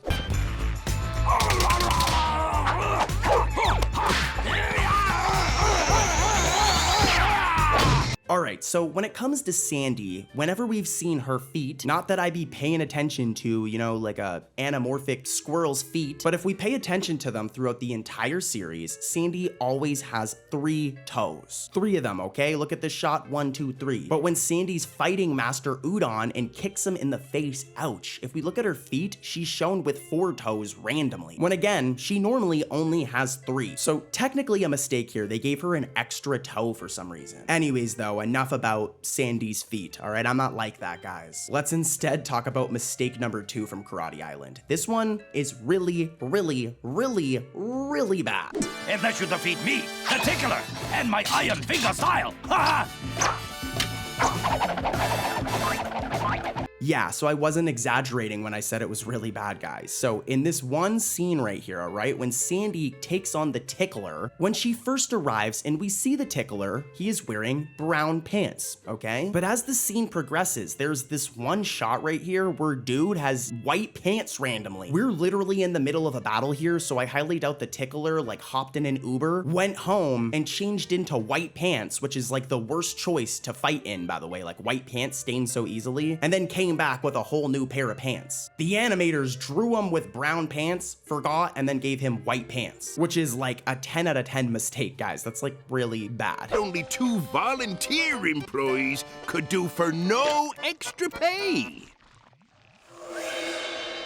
Next up, we have the episode Greasy Buffoons, and this episode is all about Mr. Krabs and Plankton competing with each other like they always do. They're like the biggest rivals ever. Like, let's be real, like Mr. Krabs is like Goku and Plankton's Vegeta. I want to see them fight, you know, that'd be like really cool. They should get in the ring and box. Anyways, I'm gonna be quiet, and here's the first mistake. Now from now on, I want you to fry up 2 patties for every Krabby Patty we sell. One for the patty itself, and the second just for the grease. This one happens really fast. You guys just seen the clips, but when Mr. Krabs says from now on, if you look, it happens really fast, but his pupils just like disappear for a split second. Like, look at this dude without pupils. It looks like something out of a horror film, dude. We got cursed Mr. Krabs right here. Order. One double Krabby Patty, everything on. All right, this one's weird and is kind of like a silly mistake. Like, it's weird that they even made the mistake, but when Squidward gives SpongeBob the order, the condiments right here on the shelf go in this order, okay? Mustard, mayonnaise, and then mustard again. They really like mustard in Bikini Bottom. Here's the issue though. When SpongeBob comes out of the kitchen, that mayonnaise bottle is now randomly replaced with ketchup. So instead of it being mustard, mayonnaise, and mustard, it's now mustard, ketchup, and mustard. And remember, this all happens in a matter of seconds, so this was 100% a mistake. At first they drew mayo, and then they just changed it to ketchup. Here's a random one for you guys though. Comment down below, what do you prefer, mayo or ketchup? Or both? You know what I prefer though? More SpongeBob mistakes. So let's head over to this next episode. This one's pretty rough, guys. I don't know how it made it onto TV. Are you ready to go for it? Like Mr. Krabs says, it's now or never. When does he say that? Usually on his way into the men's room. Banzai! Next up, I have another episode of SpongeBob that you guys have probably never seen before. It's called Trench Billies, and it's all about SpongeBob and Patrick being held as prisoners by like a backward gang. Yeah, season 7 has some weird episodes. It also has some mistakes though, and this episode has one that I really want to talk about. Roll the footage. What's he doing? How long have we been watching it? What time is it now? 2:30. Okay, so you guys may have caught it, but several times when SpongeBob is looking at the jellyfish from his binoculars, okay, his mouth crosses over with his arm. This isn't supposed to happen, right? Like, his mouth should not be able to overlap with his arm. I want you to think about that for a second. It's not the biggest mistake in the world, but it is a mistake that shouldn't be happening at all, dude. Imagine looking at your arm and your mouth is on your arm. So weird, but let's keep it moving, guys. More mistakes coming up, and the ones I've talked about so far are nothing compared to what's coming up, so stay tuned. Aren't they a little, elderly? We may be a little wrinkly, But where is Tuffy's jerky? This next episode is a season 13 episode. Actually, it's a season 14 episode. I'm always talking about SpongeBob mistakes, but that was a mistake right there. I meant to say season 14. It's the Goob Father. And this episode's wild. Pretty much like Mr. Krabs creates a new product that he sells at the Krusty Krab. It's like a burger shake. But the Goob Father does not like this, and he keeps on coming and like destroying the Krusty Krab and stuff. It's actually like a wild episode. And of course, a wild episode like this has a bunch of mistakes. It has 4, that's right, 4 in one episode. And I want to give credit to my little bro Jason for helping me find these mistakes. He actually helped me find all of these. He like came over and we hung out and we did it, so shout out to him. One day when I retire, he'll take over. Here's the first mistake. Keep those eyes peeled. The brand new Patty Whip is now on the menu. Okay, so mistake number 1. If we take a look at the Krusty Krab, guys, we look at any episode, we even go back to season 1, the OG era, and there's always the Galley Grub menu. This thing right here with all of the different items you can order from the Krusty Krab, along with the prices. This thing right here, okay? Well, in this shot right here of the Goob Father, it's just not there. They just didn't draw it. Which of course is some cartoon logic, but I mean, it's always there. Even in scenes where like people aren't looking at the menu, it's still always there in the background, so I don't know why they just didn't draw it here. It's kind of lazy. There's also normally this sign right here, this green order here sign. If we look at any other episode, it's there, but in this episode, in that same shot, it is also missing. So 2 mistakes in one right there, and here's another mistake from this episode. Here's a hint, a certain restaurant is missing. prepare to be annihilated! If you've been watching for a while, you know this is probably the most common mistake in SpongeBob history, so I'll make it quick. Canonically, okay, the Krusty Krab and Chum Bucket are directly across from one another. Here's an example of this right here. Here's another clip showing that this is a fact. They're across from one another. Here's even one more example, okay? 3 examples right there showing you that the Chum Bucket and Krusty Krab are across from one another. So yeah, specifically in this shot right here from the Goob Father, when the Goob Father himself shows up, look, the Chum Bucket is missing from across the street. Don't worry, this next mistake is much better. Roll the footage. The Goop Father would like to have a little talk with your boss. The Goop Father would like to have another little talk. Okay, so at the beginning of this episode, when the Goob Father first arrives, okay, we can see that it is nighttime, all right? And then as the episode progresses a couple minutes later, he arrives again, and we can see that it's daytime. I'm doing a side-by-side right here. And in one shot, it's daytime, and in the other shot, it's nighttime. Now, if we look at both of these shots, we'll see that there's a clock right here. And here's the problem. If this shot is in the night, and this shot is in the day, why is this clock the exact same time? The clock should change, right? The clock would be one time at nighttime and then a different time if it's during the day. So this is a mistake. I guess you could argue maybe it's the exact same time the next day, but I think they were just too lazy to update the clock as the episode progressed because this is literally a kid's cartoon, but it's still a mistake. That clock should change, especially if the daytime and nighttime is like cycling still. So yeah, believe it or not though, that's not it. I still got one more mistake from this episode. Let's go take a look at this. Here's a hint. It has to do with SpongeBob's mouth, okay? Roll the footage. Extra sprinkles. Coming up, double K swirl and make it snow.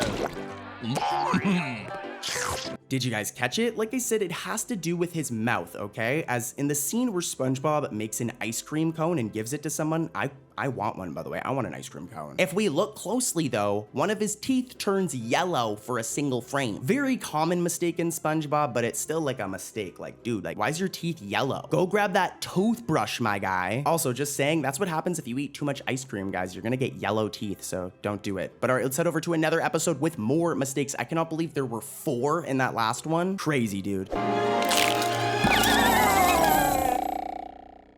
waited so long, and you broke it. As we've seen in many older episodes of SpongeBob, SpongeBob himself is not a very patient person. I mean, we go back to the episode Procrastination, where he had to write a whole essay and he just couldn't do it. He had no patience to get it done. And this is a similar theme in the episode Waiting, where SpongeBob wins a contest and has to wait for his toy to arrive in the mail, but it just takes a long time. Just like how you guys are waiting for me to shut up and talk about the mistakes. So let's do that. Here's the mistake in this episode. SpongeBob SquarePants? Could you come back later? He's having a moment.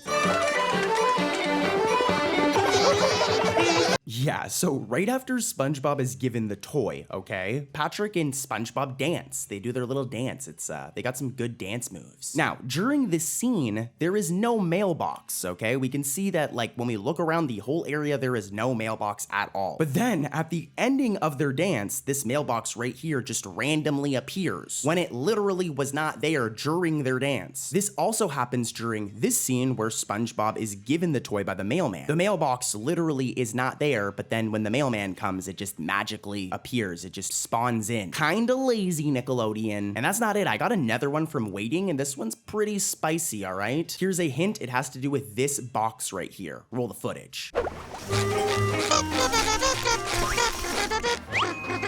What's this? This is a free prize! Okay. So the mark that said free prize inside at first is orange, okay? When SpongeBob first sees it before he takes it, it's orange, as you can see here. However, when we get the close-up shot of SpongeBob reading it, it is now like a pinkish red color. Here's a side-by-side, and I have no idea how the color of a sticker just randomly changed. Like, what, dude? Talk about a weird mistake. And guys, we got more. We're back to our spongy boy, and the episode we're gonna be talking about is All That Glitters. Another episode that I'm sure some of you guys have not seen before. It's from that awkward period of SpongeBob where it just wasn't as popular as it used to be, but at least it's very popular again right now. Anyways though, like I said, the episode is All That Glitters, and here are some funny clips from this episode, and then we'll get right into the mistake. I gave up everything for you! Au revoir, peasants! Have fun laboring in your greasy spoon! All right, you know what time it is. It's time to become detectives and put our, our mistake-finding glasses on. Because it's mistake time, baby. Roll that footage. Replacement spatula? How could anything ever replace? Hey, look at that! Yeah, this one's very strange. So, when SpongeBob says, hey, look at that, if you look very closely, his red tie just completely goes missing. It's so weird seeing his pants like this. Normally they look like this, obviously, as you know. So there just being no tie looks so strange. Like, get my boy his tie back. Proper drying of the hands is every bit as important as the Guess we closed early today. Alrighty, we've got another episode. This one is Say Aw from season 13. And I'm just gonna straight up say it. This episode is kind of bad in my opinion. The pacing's just like really off. It's just very, very random. But what's really important here are all of the mistakes in this episode. Here's the first one. Okay, so this right here is Incidental 6. Alright, and normally Incidental 6 has these like thin black feet. Okay, they look like this. Don't ask me why I care about a fish's feet, okay? All right, you brain-dead barnacles! Aww, so cute. Now, here's the problem. At the beginning of this episode, when we see Incidental 6, as Plankton is just locked and loaded, he's like dual wielding, look at him. More importantly though, look at Incidental 6, as they drew his feet with like regular feet instead of how they normally look. And now this wouldn't be that big of a deal, right? Like they can change his feet if they want to. The problem is as this episode progresses, his feet go back to normal. Look, his feet go back to the like regular thin black line feet. So it's just weird that at the beginning of the episode, his feet look like this. And then in literally the exact same episode, his feet just entirely change design. It's funny because this also happens with Incidental 3. I don't need to play clips for this, but if you look at Incidental 3 at first, this is how his feet look. They're like normal, but then in other scenes, his feet go back to normal. So it's like, it's just a weird bit of continuity. Very strange, and the strangeness gets even weirder, if that made any sense. Here's mistake number 2 from Saya.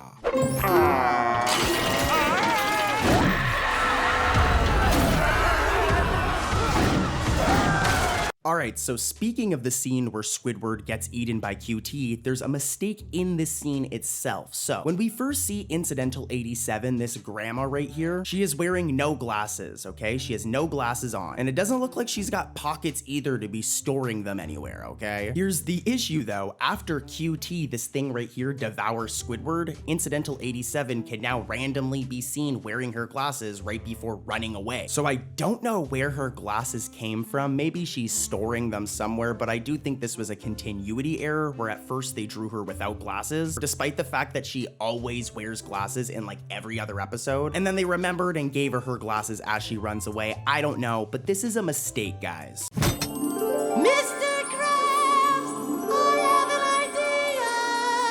What in the name of money are you waiting for, boy? Next up, we have a banger of an episode, Patty Hype. This episode is all about SpongeBob making these new things called Pretty Patties. I want one. Comment if you'd eat one of these. Well, actually, if you know what happens at the end of the episode, you might not want to eat one. But anyways, what we want to do is dive into this episode's 3 mistakes. That's right, 3 mistakes in one episode. Here's the first one, roll the footage. Buddy, I don't care how much you want your Pretty Patty. You're gonna have to wait in the line like the rest of us. I never had a line? Yeah, this one's hilarious, okay? So in the long line here of people waiting to get a Pretty Patty, like Pretty Patties become very popular in this episode, we can see all of these incidentals, and all of them are very poorly drawn, but that's not the mistake here. If we look at this incidental in particular, Incidental 63, his shirt is just entirely transparent and uncolored. Like if you look through his shirt, you can see the sand. Like look at the sand they're standing on, you can see through his shirt and see the background. So they were too lazy to even color in his shirt, and they just left it transparent. Look at all the other incidentals too. They're so poorly and crudely drawn, but whatever. 2D animation's hard. This dude not having a shirt though is rough, and here's another mistake from this episode. I don't believe it! I gotta see this for myself! Oh. Hey, watch it, buddy. Now this one's a weird one. It's very easy to miss, but a part of Mr. Krabs' claw seems to overlap with the enter sign when we see him fall after hitting the back of the line. I'm gonna play it in slow motion, and yeah, that shouldn't happen. Weird mistake here, and here's another one from Patty Hype. Like I said, 3 mistakes in one episode, damn. Pretty Patties turn my face purple! Look what I got under me kilt! And look at our tongues! This one takes place at the ending of the episode, and like I said in the intro, you might not want to eat a pretty patty as it has some bad side effects. For example, this guy right here, this Scotsman version of Fred, because he ate a plaid pretty patty, it resulted in his legs turning plaid. But there's actually a major mistake in this scene. When we first see the Scotsman version of Fred before he pulls up his kilt, we can literally see his legs and they're the normal color. Like you can see them right here and his legs are not plaid. But then once he pulls up his kilt, they just change to being plaid, which is a major mistake here. His legs should have been plaid the entire time, not only when he pulls up the kilt. Like what? Crazy mistake. Let's keep it moving though, guys. The mistakes coming up are going to blow your mind, so stay tuned. Let's head over to another episode. Next up, we have a pretty overrated episode in my opinion. The episode is A Life in a Day, and this episode is all about Patrick becoming like infatuated with how much of a daredevil Larry is. Larry's always doing stuff like this.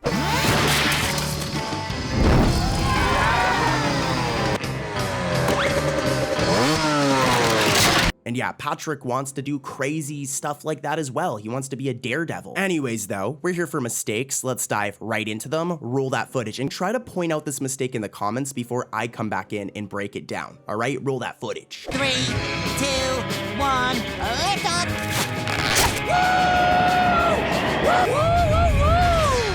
Did you guys catch it? This one's very, very interesting. It happens at the ending of the episode. So what happens is SpongeBob and Patrick go to do this stunt where they're gonna get launched off of this huge arrow. And when we see them on the arrow, at first, SpongeBob is wearing his iconic beach suit. He's not wearing his square pants. Remember this, he's wearing his beach suit. However, later when an upper view close-up is shown of Patrick scared and SpongeBob screaming woo, SpongeBob was having a blast. SpongeBob's regular clothes, like his square pants, are briefly seen on him instead. But then in the next shot, when the arrow is fully shown again, SpongeBob is back to wearing his beach suit. So some major continuity errors here. First he's in his beach suit, then for a couple of seconds he's in his regular outfit, and then he goes right back to his beach suit, and I highly doubt our square boy over here changed his outfit in the middle of a scene. This was a mistake, and guys, we've got more mistakes like this. Let's head over to another episode. Real quick though, just saying, make sure to subscribe as I respond to the comments of all subscribers. So if you click subscribe right now and leave a comment, I'll respond for sure within the next like 2 days, so do it. Let's talk. For now though, let's get back to mistakes, baby. Let's keep it going. You're right, Patrick.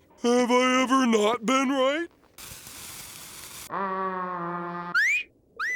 You're a man now. Next up, we have one of my favorite episodes. This episode really brings me back in time to when I was little Corey. The episode is Grandma's Kisses. And I mean, come on, you guys know this episode. For those who don't, it's all about SpongeBob being embarrassed because he loves his grandma. You can blame Squidward though, like this dude was roasting him in the beginning of the episode. But anyways, we're here for mistakes. There's 3 in this episode. Here's the first one. Hold still. So this one's subtle, but it's still a pretty bad mistake. But when the scene zooms out after Patrick bites his finger in the clips you guys just saw, if we look at the very bottom of the screen or the bottom of the frame, Patrick's body cuts off. And boy oh boy does it look really awkward. You can see his body's supposed to go all the way down and cover the entire frame, but there was a little mistake here. Not that big of a deal, but at the same time, like Patrick, you're missing your whole bottom half, buddy. I hope you're okay. Here's a much worse mistake though, guys. And here's a hint. I'm showing a PNG of him. Pay attention to this character right here, Incidental 31. Brother. No! Especially if you're a big baby!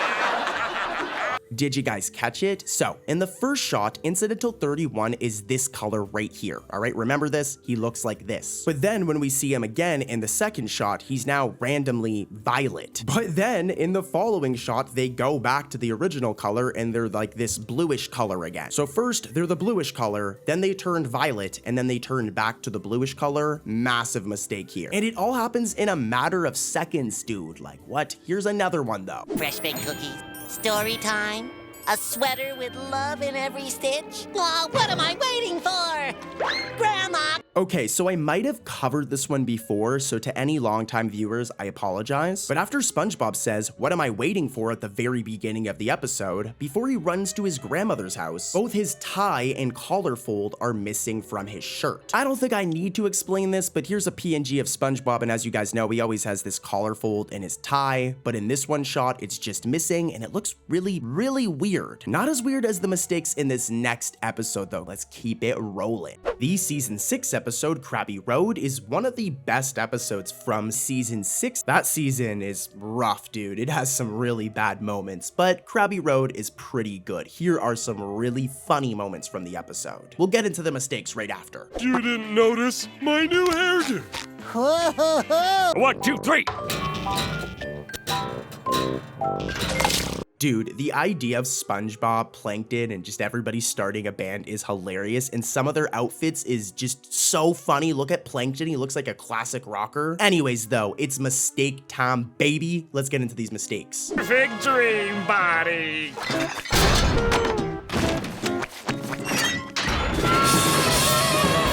So this first one is a nitpick. It's technically a mistake though still, but let's take a look at SpongeBob's house, okay? From any other episode. This is how it looks, okay? Pay attention to the door and the size of the door. Well, in Krabby Road, take a look at SpongeBob's house again, as what in the world is going on with his door? It's like almost half the size of the house. Again, for reminder, look at this shot of his house from literally any other episode. It doesn't look like that. In this episode though, it's just really weird. That door is massive, and it's totally a mistake. It never looks like this, dude. Like, this one is just so strange. That is a big door. Here's another big mistake from this episode, though. This one's spicy. Give me that, you incompetent fool!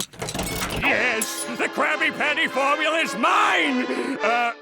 We'll have a great time! I have no idea how I caught this mistake, but listen closely. So when Plankton unlocks the door to the Krusty Krab, take a look at the key. That key is horizontal, as you can see right here, all right? It's horizontal. But as the scene progresses and we see the key again, now it's vertical. At first it was horizontal, now it's vertical, which is an understandable continuity error, but it's still a weird one. Lots of weird mistakes in this episode, huh? Like, they're not the normal types of mistakes we normally cover. These ones are just weird, like the door being huge. SpongeBob, you gotta try this! Squidward Tentacles is quite the egomaniac. I don't blame him. He has to deal with a lot of nonsense, which kind of makes him want attention from other people and acknowledgement from other people for being good at things, I guess, even though he's really bad at clarinet, low-key. So just imagine how this guy would act if he had his own show. Well, this is exactly what happens in the episode Tentacle Vision, an episode with a ton of mistakes. So here's the first one. Roll that clip.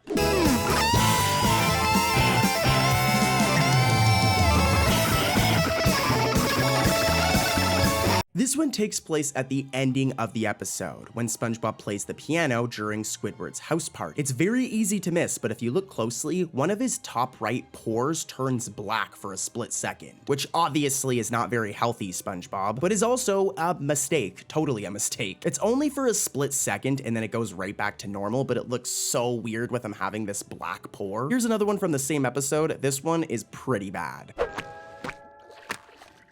All of the most intelligent programming starts before 5 a.m. This one's from the beginning of the episode, but when Squidward first takes the remote, we can see that this remote has a red button on it right here, all right? Remember the red button. However, in the very next scene, literally seconds later, when we see this same remote again, that same button that was red is now just black, and all the buttons are black, making for a hilarious mistake. Next up, we have a season 6 episode, Krusty Crushers, and to be honest, this episode's kind of mixed. The community is like very mixed on it. There's some people that hate this episode, and there's some people that don't think it's too bad. I personally think it's a pretty good episode, and here are some funny clips from it, specifically showcasing the iron butt. It's very funny. Oh no, not iron butts. Okay, mistake time. I mean, like, come on, it's what you guys clicked on the video for. Here are the mistakes from this episode. Look! I'm up! Helicopter!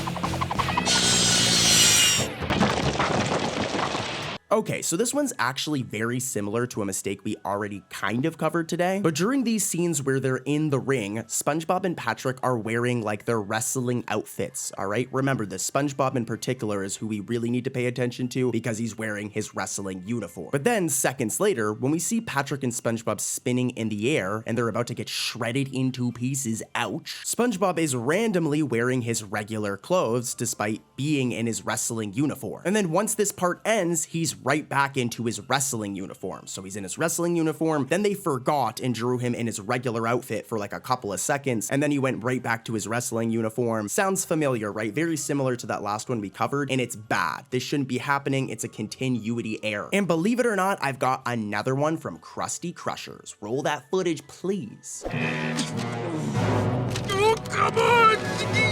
Oh, I got a paper cut! Oh, Patrick, are you okay? I'll admit, I'm kind of nitpicking on this one, but it's still technically a mistake. But at one point in this episode, as you guys saw, Patrick gets a paper cut. Poor Patrick. Now, when he cuts his finger, let's take a look. Which arm does he cut, all right? Which arm does he cut, guys? This one right here, his right arm. Here's the problem, though. When Patrick goes to, like, suck on the cut or, like, soothe it, he sucks on his left hand. But why would he be doing it to his left hand when we literally seen him cut his right hand? Like, this one's ridiculous. I don't know how the animator made a mistake here. I don't know why he's putting his left hand in his mouth. It's his right. Then again, Patrick isn't the sharpest tool in the shed, if you know what I'm saying, so I don't know.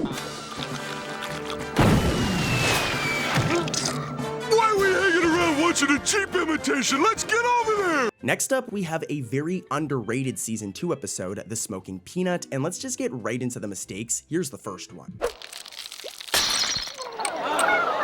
The oyster's a mother, and that pearl's no pearl, it's an egg. Did you guys catch it? Well, when SpongeBob remarks on how the pearl is actually an egg, there's something up with his belt, guys. Yeah, if we look right here, this part of his belt is just not filled in. It's funny because like the rest of his belt is filled in, but this one part here is not colored correctly, making for a mistake. And we've got more. Here's another spicy one from The Smoking Peanut. I'd better go see Sandy. She'll know what to do. I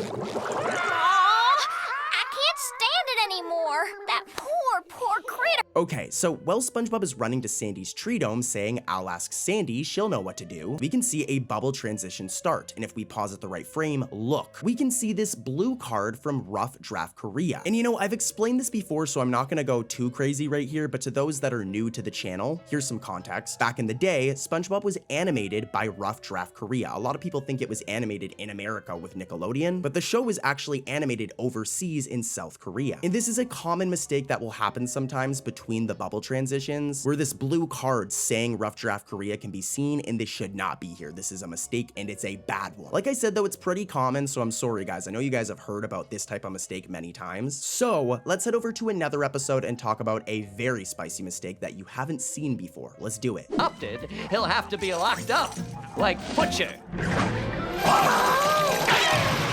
Don't worry, sir. I'll train him. Next up, we have a season 13 episode, some modern SpongeBob for you guys, which is very hit or miss. A lot of people like to harp on about like modern SpongeBob, but it's really not that bad. We gotta remember the show is primarily for kids and teenagers, so it cracks me up whenever I see like old people like me complaining about modern SpongeBob. It's like, bro. Anyways, though, the episode is Pat the Dog. This is a really good season 13 episode in my opinion. It's silly but fun. And here's the mistake. We've never covered this one before, and it's really bad. I brought you a playmate.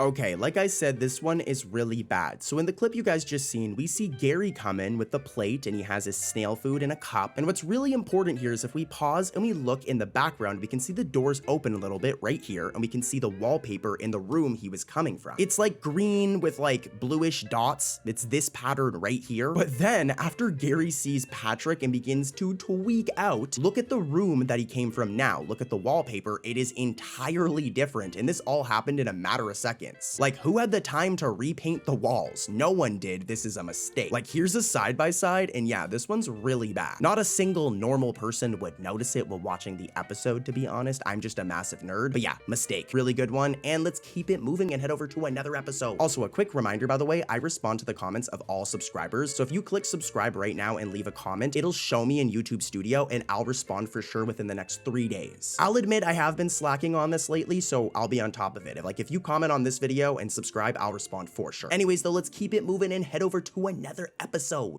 It was silly to think I could be in 3 places at once. So just step into the Proto Generator 2000. Next up is another episode from season 6, that being Overbooked. This episode is all about SpongeBob being, well, overbooked. The dude just doesn't have time for anything. It seems, though, that the animators also didn't have time, as they overlooked a couple of mistakes in this episode that I'm about to expose. Roll the footage. Happy birthday! No! You finally made it! Alright, so when Patrick's rock first opens in this scene, take a look at his party hat, okay? It's red. You can see it right here. Remember, it's red. However, in the next scene, this randomly changes. Like, coloring mistakes like this are hilarious when it just randomly changes. As it was red, but his party hat now changes to purple. Like, what? What's going on here? Like, how does it just change colors randomly? That looks like lazy animation to me, and that's not it for this episode. Here's another mistake. The telescope! Without further delay, I shall initiate Proto Sequence. Sandy, I hate to delay the proceedings, but, This next one is just bad. Like, I don't know how any animator that understands SpongeBob and its characters could make this mistake. As you guys know, take a look at these shots of Sandy Cheeks.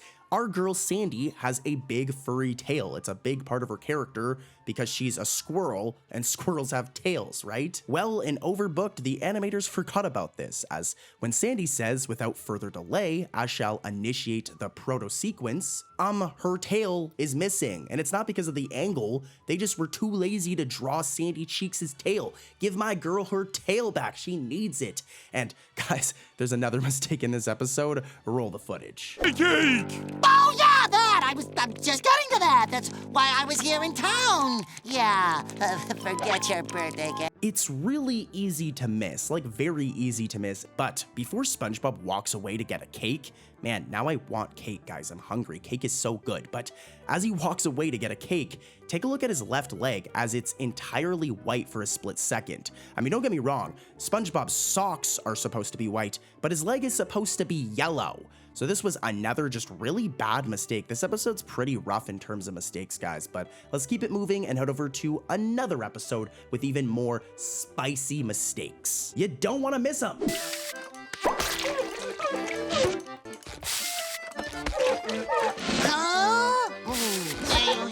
Next up is the season 11 episode Bottle Burglars, and let's dive right into it. Here's the first mistake from this episode. Wearing. I'm a cat burglar. Okay, I'll change.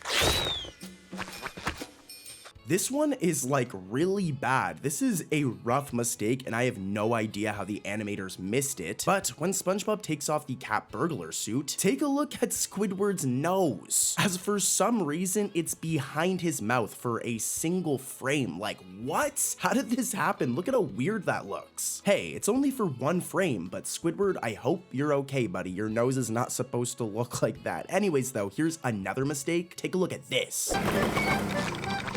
Good morning, Krusty Crew. Ready to cook up a new magic Krabby Patty? Were you guys able to catch it? Well, when SpongeBob and Squidward are walking towards Mr. Krabs in front of the Krusty Krab right here in this scene, take a look at Squidward's hat as there's some miscoloring going on here. Throughout the episode, this is how it normally looks on Squidward's head. As you can see, it's black with like a gray brim, I guess. It's right here, I'm zooming in. But during this one scene at the end of the episode, Squidward's hat, more specifically the rim, is like the same color as his skin, which was definitely some sort of animation or coloring glitch or error here. I mean, look at that. It's not a big deal, but it's still a mistake. And guys, we've got plenty of more mistakes in this video, so stay tuned. Some crazy mistakes are coming up. Now, where do you keep your meager allotment of playthings? Oh, over here, in the vault. Vault? This next one's going to be quick. It's from the season 13 episode, The Big Bad Bubble Bass, which I will say is a pretty good episode. Go give it a watch after you're done watching this video, of course. But yeah, let's get right into it. Here's the mistake. I said hand over Pigulon. All right, so context. This right here is a shot of Conch Street, all right? The iconic street that SpongeBob, Patrick, and Squidward all live in. And if we look at Patrick's house, it always has this path right here. It looks like this, it's right here. If we even go back to season 1 and just look at a screenshot from season 1, we'll see the path is still right there. It's a part of Patrick's rock home. I don't know why the dude wants to live in a rock, but he lives in a rock and it has a path. But in this episode, there are so many shots where that path is just completely missing. It does reappear when Mama Bass, Bubble Bass's mother, drives to Squidward's house, but look at all of these shots where the path is just missing. And here's a side-by-side, the path should be right here because it's always right here in the example shot. So yeah, interesting mistake. And here's another one from the Big Bad Bubble Bass.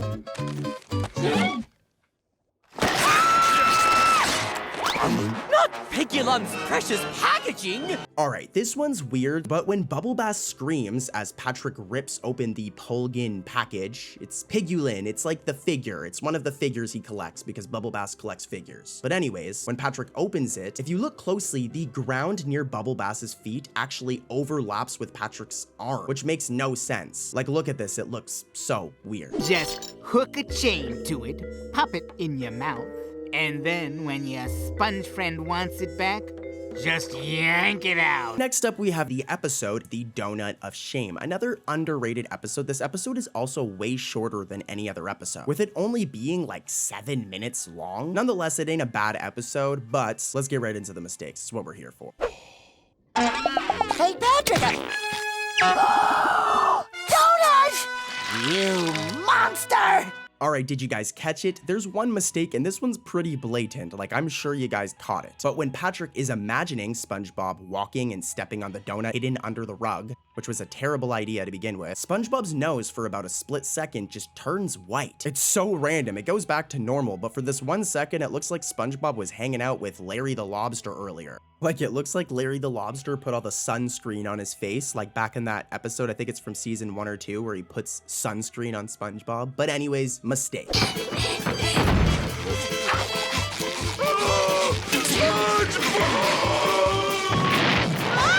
Our next episode is Texas. Such a good episode from that golden SpongeBob era. Nothing touches Steven Hillenburg. I don't think the show has gotten as bad as some people like to claim. Like, a lot of people like to just act like modern SpongeBob is terrible. When it isn't, you've just grown up and modern SpongeBob is still for kids. It's not for you. But I can't deny that that Steven Hillenburg run was amazing, and Texas is a good example. So to be honest, I actually feel kind of bad exposing these mistakes, but I gotta do it. Bob! Look, Patrick, I'm Texas. Howdy, y'all. I'm Texas too. Howdy, y'all. Get a dog, little Arnie. Now, this one isn't that big of a deal, and I'm a nerd for even catching it, to be honest, but right before SpongeBob and Patrick start walking around in a circle, if we look closely at SpongeBob, it seems that he has 2 bottom lip outlines. Here's a PNG of SpongeBob. He normally has one of these right here. Like I said, it's supposed to represent his bottom lip. But yeah, if we look at this frame from Texas, yeah, SpongeBob has 2 bottom lip outlines when he's only supposed to have 1. Not a huge deal, but it is a mistake. And come on, guys, you know that's not it. I got more. Let's head over to another episode. And this is where things get serious, okay, guys? This is where things get spicy. I'm crossing over to the dark side.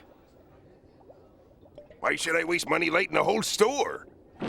Let's kick things off with a banger. How about one of the Mermaid Man and Barnacle Boy episodes? We'll do Mermaid Man and Barnacle Boy Part 5. Just saying rest in peace to the voice actors because they're legendary. I do feel bad because we're gonna expose some mistakes. Here's the first one, and let's see if you guys can catch it without my help. I'm gonna reveal and explain the mistake, but before I reveal it, try to comment it if you guys catch it. All right, roll the footage. Name their new alliance.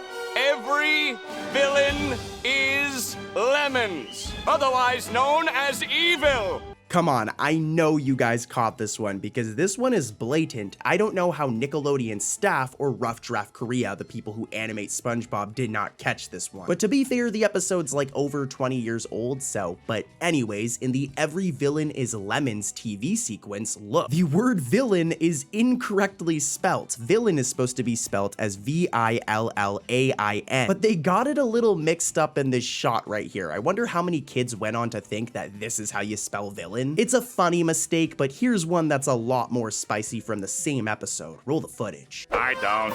Oh, yes, you do. No world means no money. Now, go save the world, or you're fired. You guys are legends if you caught this, but when Mr. Krabs is talking to Squidward in the clips you guys just saw and says, no world means no money, look, his right arm is missing. It's kind of an awkward shot, which justifies it a little bit, but they still should have drawn dude's arm, especially if Mr. Krabs wants to be counting all that money, money, money. He needs those arms, so yeah. Here's another mistake from Mermaid Man and Barnacle Boy Part 5, and this one's a lot worse. Need a hand? Super pal.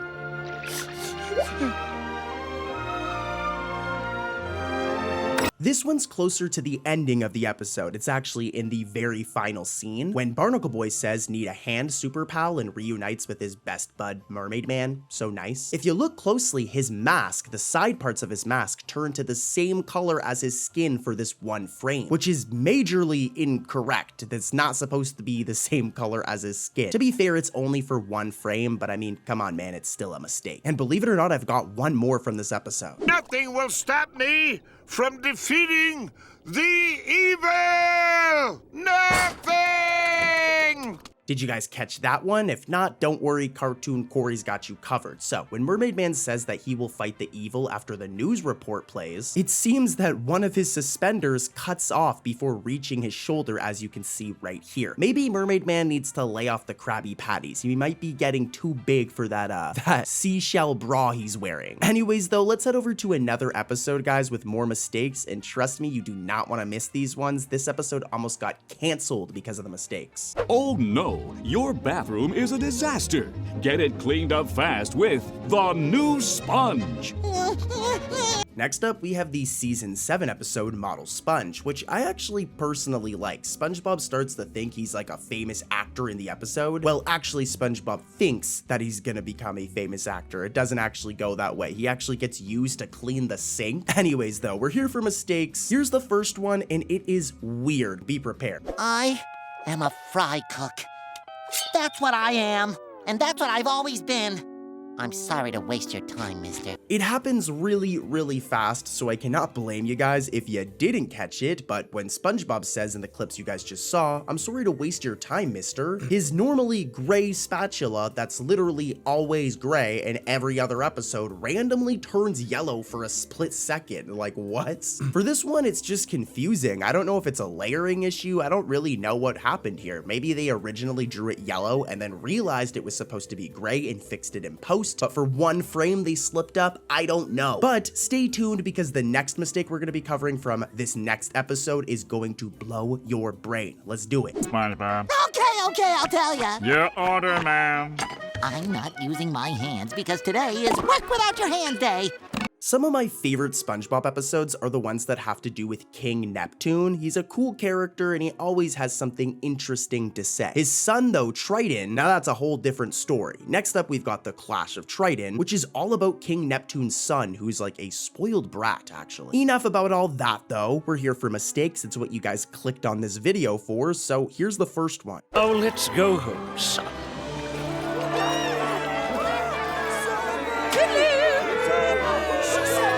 Okay, so this right here is Queen Amphitrite. I might have said it incorrectly, but she does come from Greek mythology, just saying. But yeah, this is her design from SpongeBob. I'm showing a PNG here, and as you can see on her belt right here, she has a seahorse on it right here. Remember this as it's very important, as if we watch closely in the clips I just showed you guys, when she's about to close this door of the carriage after Neptune and Triton return, look, the seahorse I just mentioned has vanished from her belt. Now, it's most likely due to this scene and how it's animated, but it should still be there despite this. Like, it's like the animators were just too lazy to draw it in this one shot, which can be excused, but this next error, not so much.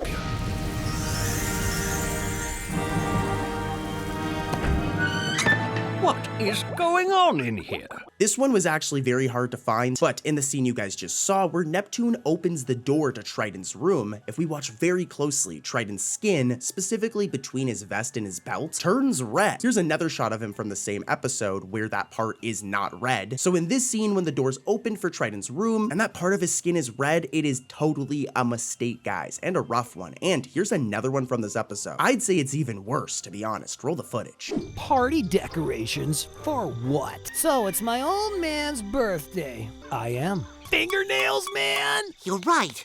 So it takes place in the scenes where SpongeBob first meets Triton when he's in the cage. And if we look at this lock right here, it actually changes multiple times. This is how it looks at first. Then it changes to this. There are these shots where it has like no art on it. And there's even one shot where it's solved before it's actually supposed to be solved. So very messy scene right here. This lock changes multiple times and that is a mistake. And guys, if you thought these were bad, you will not believe the ones coming up in our next episode. Let's keep it moving. Hold on. Did you hear that? It sounds like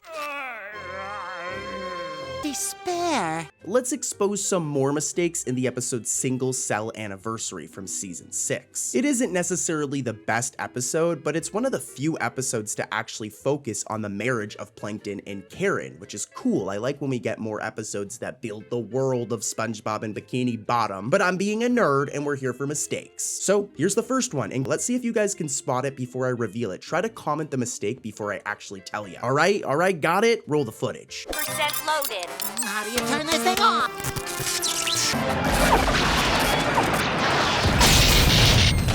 Did you guys catch it? Well, don't worry, Cartoon Corey's going to explain. So, when SpongeBob attempts to Control-Alt-Delete Karen, he literally tries to kill Karen and delete her. We can see that the keyboard keys that he uses are white, all right? Remember this is a white keyboard, all right? And it should stay white for this entire episode. Well, plot twist, that isn't what happens, as when Karen begins to short circuit, look, those white keys are now suddenly red, making for a wacky continuity error, like the keys of a keyboard don't randomly change color, guys. The animators originally drew them as white and then forgot and drew them as red, which is a mistake. And we've got another one from this episode. Let's keep it rolling. You done to my daughter. You made her cry. You know, she could have been with an ATM. Someone with money. But she chose you. I don't know why. Mistake number 2 is actually pretty simple. You know this is a very common mistake in SpongeBob, but canonically speaking, the Krusty Krab and the Chum Bucket are directly across from each other. Here's one example of this, and here's another example of this. Heck, here's even a third example so you guys know I'm not capping, all right? The Krusty Krab and Chum Bucket are directly across from another, and there's a path that connects them. Well, near the ending of this episode's Single Cell Anniversary, when the camera zooms out of the Chum Bucket, look, the pathway to the Krusty Krab is missing. Hey, this is a lot better than before. There are times where like they don't even draw the Krusty Krab, but at least this time it's just the path. However, though, it is still a sneaky little mistake. I got you, Nickelodeon, I caught it. We still ain't done yet though. Let's keep it moving and head over to another episode. Things are really gonna get spicy from here. Violin! Whew. Now my house can withstand anything nature has to throw at us.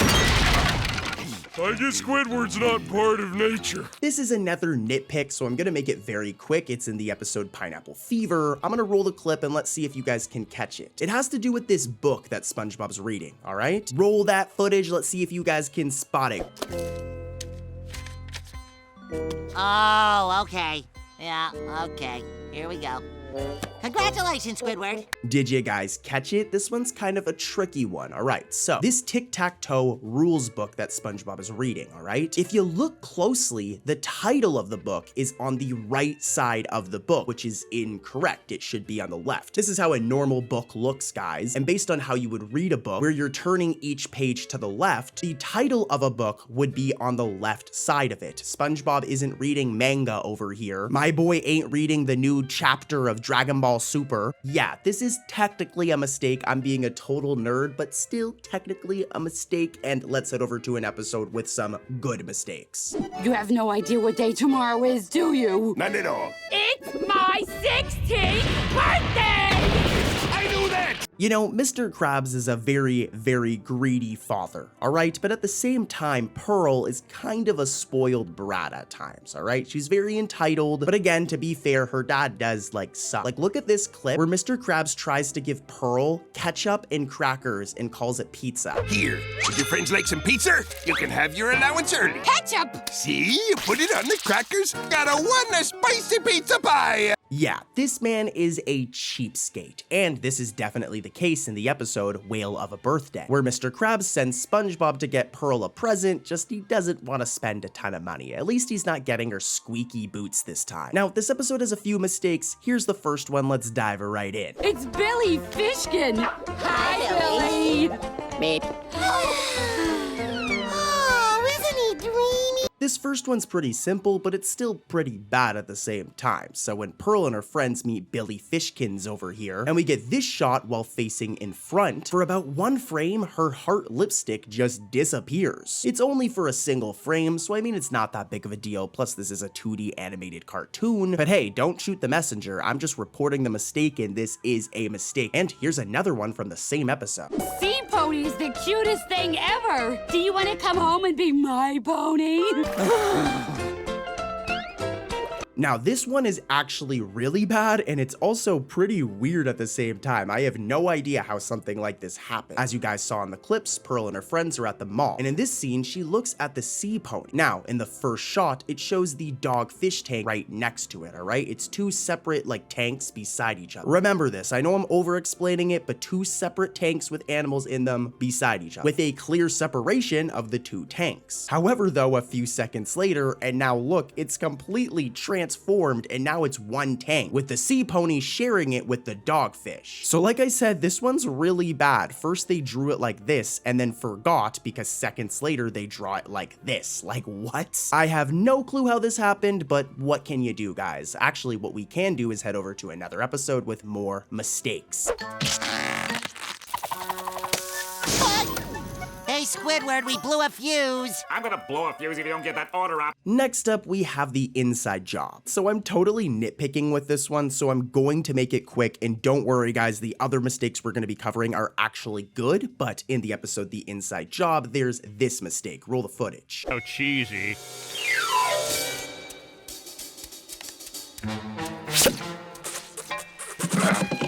Did you guys catch it? Well, as you guys can see, Plankton's inside SpongeBob's body and we can see his heart. But it should be doing something that it isn't doing in this shot, and that's beating. A heart is constantly beating. That's how, you know, you stay alive. So again, like I said, I'm nitpicking, but the heart not beating in this one shot is technically a mistake.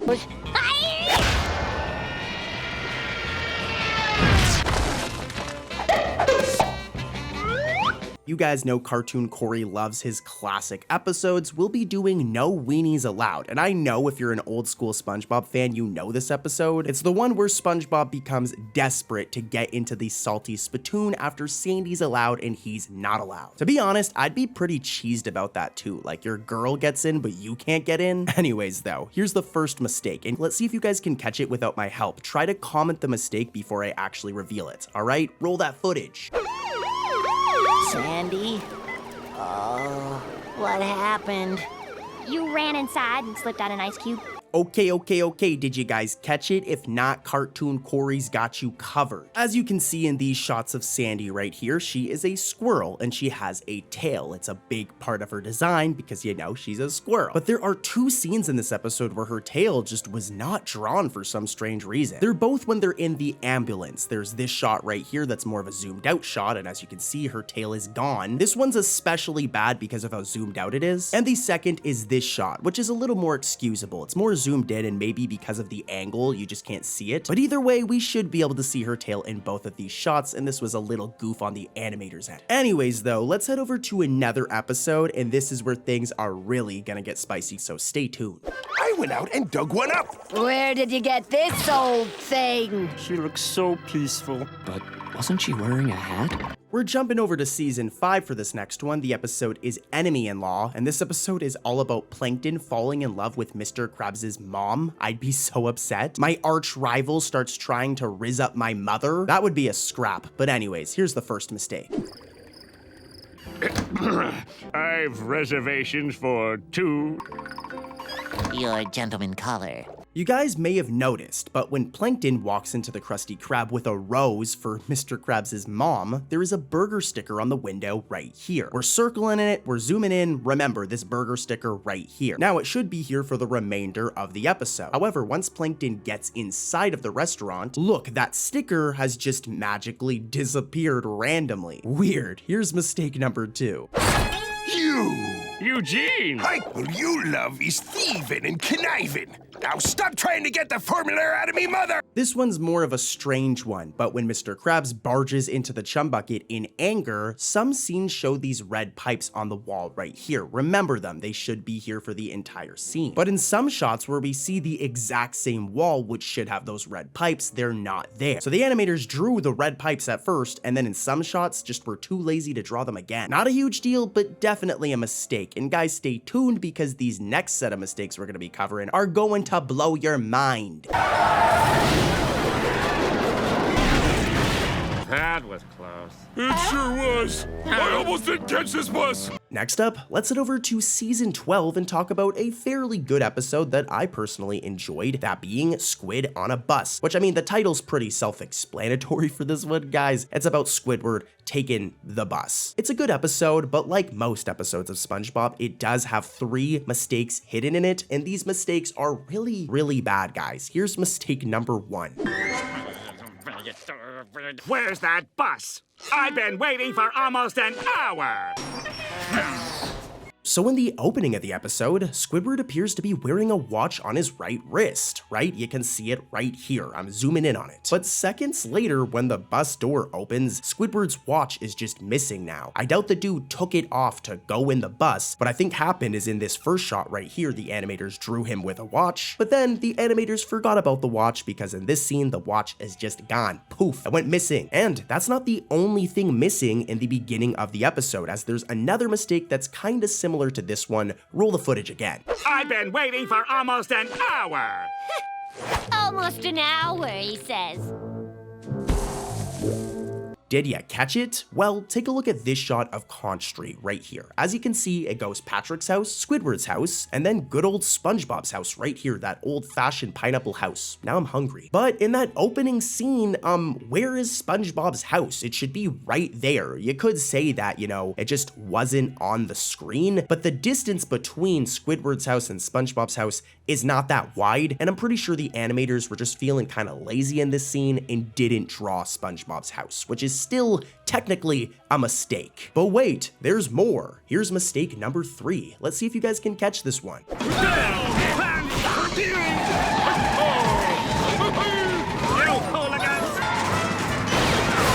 Man, 3 mistakes in one episode is like really bad. Nickelodeon be slacking, boy. But take a look at this shot from inside the bus when the bus starts rocking. As you can see, there are passengers inside. They're chilling inside the bus. But when we get the same shot from the outside view, why is Squidward the only one on the bus? The passengers just disappeared? They're gone? Poof? Talk about a mistake, a continuity mistake, and let's keep the video moving, guys. I'm gonna have some of your delicious peanut brittle. Where's the peanut brittle? Hey, peanut brittle! Oh, darn it! Next up, we've got another classic banger. I'm talking about Pranks-a-Lot. I feel like this is actually an underrated older episode of SpongeBob. People don't talk about it enough. Well, I'm gonna talk about it today, but I mean, the context is kind of bad because we're gonna be exposing some mistakes. Here's the first one. Ha! Exploding chewing gum, only $9.95. I don't get it. This first one is a spelling error, and it has to do with the exploding chewing gum box that this dude tries to sell to SpongeBob. Exploding chewing gum sounds insane. But anyways, it should read as exploding, so E-X-P-L-O-D-I-N-G, but instead that first O seems to be replaced with a P. It might be due to the type of writing, but I do think this was a spelling mistake. Here's mistake number 2 from this episode though. Too late, Krabs! We've already clogged all the toilets! Please, spirits, leave! Now, I will admit, I'm kind of weird for even noticing this or pointing it out. It just shows that I watch way too much SpongeBob. But normally, when we see the Krusty Krab washroom, alright, the toilet is covered in a stall. Like it's in a stall. The toilet isn't just sitting in the washroom. There are stalls and the toilets are in the stalls. Well, for some reason in this episode, the toilet in the Krusty Krab restroom is just in plain sight and is not hidden by a stall, which is just very random and technically a mistake. Like there should be continuity of the washroom. Is it a big deal? No, but it's still a mistake. And here's another one from this episode.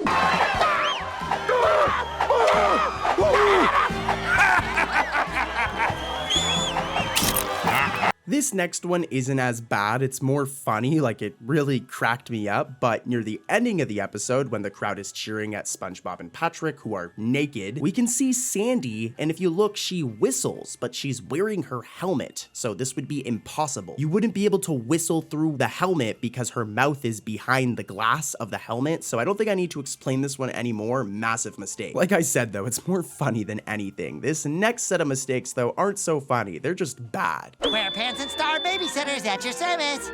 We sit on babies! Not literally.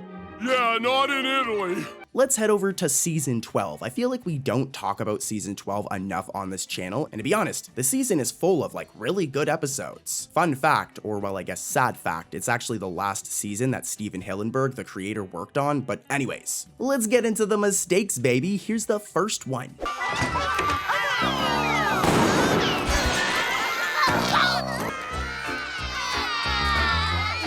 I said here's the first one, but there's only one mistake in this episode. So, as you guys seen, SpongeBob and Patrick were assigned to babysit. And we can see it in this shot. There's 8 right here. 1, 2, 3, 4, 5, 6, 7, 8. But I guess the animators forgot about there being 8 of them, as later on in the episode, during this montage of SpongeBob and Patrick babysitting, 2 babies are missing, dude. If anything, SpongeBob and Patrick should be arrested. There was 8, as you can see here, and now there's only 6, so where are the other 2? SpongeBob and Patrick need to be keeping a better eye on the babies, dude. Like that's kind of scary. I hope they're okay. Maybe it was just a mistake though, guys. Maybe they just forgot to draw the other 2 babies. So yeah, let's keep it moving to another episode. Lots of crazy mistakes coming up, so stay tuned. Today you do the opposite. Let me try. Patrick, breathe. Next up, we have a personal favorite of mine, and that's Opposite Day. This episode rocks, dude. Here's the first mistake. He does the opposite. Opposite. So first things first, take a look at this. This is Squidward's iconic house, all right? We've seen it thousands of times before, even back in season 1. Now, more importantly, I want you guys to focus on the ear of his house. I know that sounds kind of weird, as it looks like this, all right? And as you can see, there is no window on this ear. Well, in Opposite Day, during this one scene right here, take a look at this. As for one scene, there's randomly this like magical, random, mysterious window on Squidward's house that just doesn't really exist in any other episode. It's kind of funny, like this is how Squidward's house normally looks, and then this is how it looks in this scene, and just, yeah, that window doesn't exist. Whoa, that's too hot!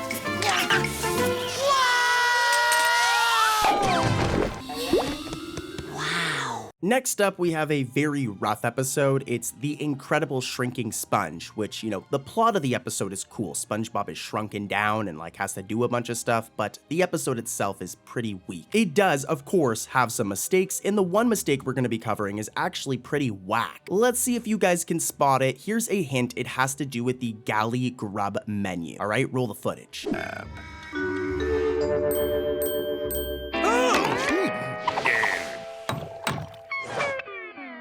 Alright, so let's go back to season 1 for a second and take a look at the galley grub menu. More specifically, how Patty in Krabby Patty is spelt. It's always spelt as P-A-T-T-Y. But one common mistake that's happened in a few episodes throughout SpongeBob's entire runtime, like the history of the show, is that sometimes Patty in Krabby Patty will be misspelt on the menu. And in this episode, The Incredible Shrinking Sponge, this happens right here. Look, Patty is weirdly spelt as P-A-T-T-I-E, which which, yeah, is a massive mistake. Like, that's not how it's spelt at all. Okay, that one was kind of weak. It's still a mistake, so let's head over to another episode that actually has a good mistake in it. This one's really gonna shock you guys.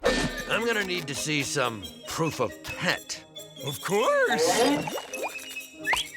That's a rock. Next up, we have another season 14 episode. The episode is Pet the Rock, and this is also a pretty good episode from season 14. With Patrick over here, our favorite starfish, getting himself a new pet rock, which is pretty cool. Also, didn't this happen before? I swear back in the season 2 or 3 episode where they race their snails, it's like the Great Snail Race, that Patrick has a pet rock, so kind of a reference here. But we're not here for references, we're here for mistakes. I know what I do.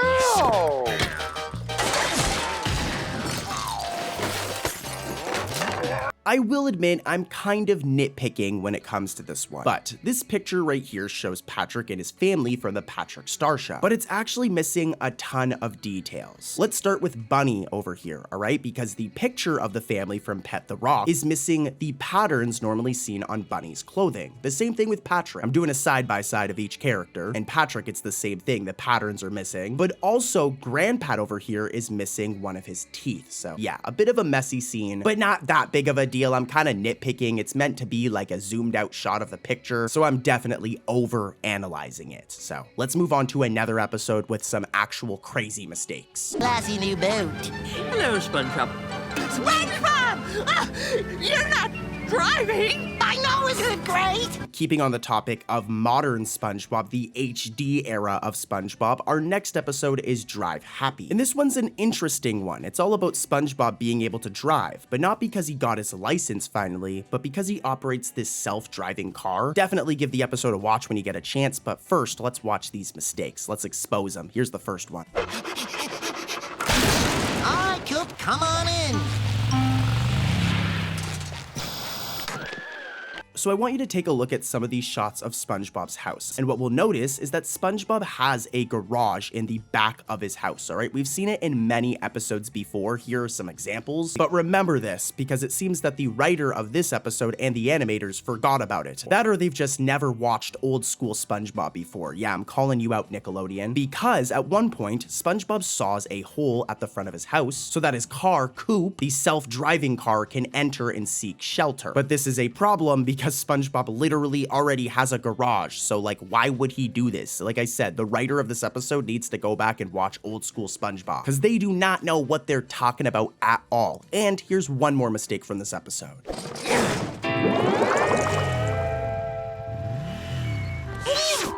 that was the best day of non-driving ever.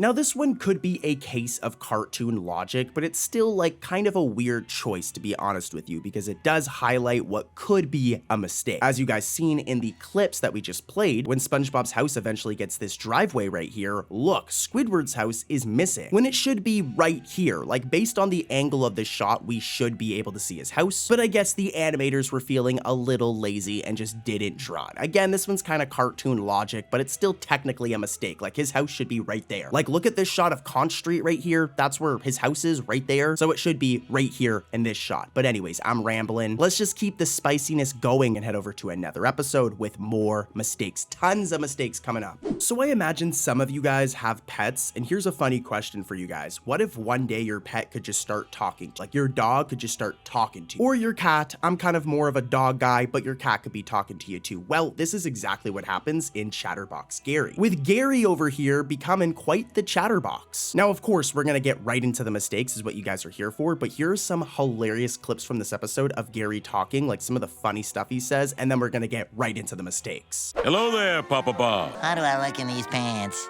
They really bring out the sharp corners of your buttocks. Greetings and salutations, grouchy man. Yeah, I need to get one of these things right here for my dog, because Gary is cracking me up in this episode. We need a whole spin-off series that's just based on Gary. But anyways, on to the mistakes. Here's the first one. Try to comment it before I reveal the mistake. I want to see if you guys can catch it before I tell you. All right, roll the footage.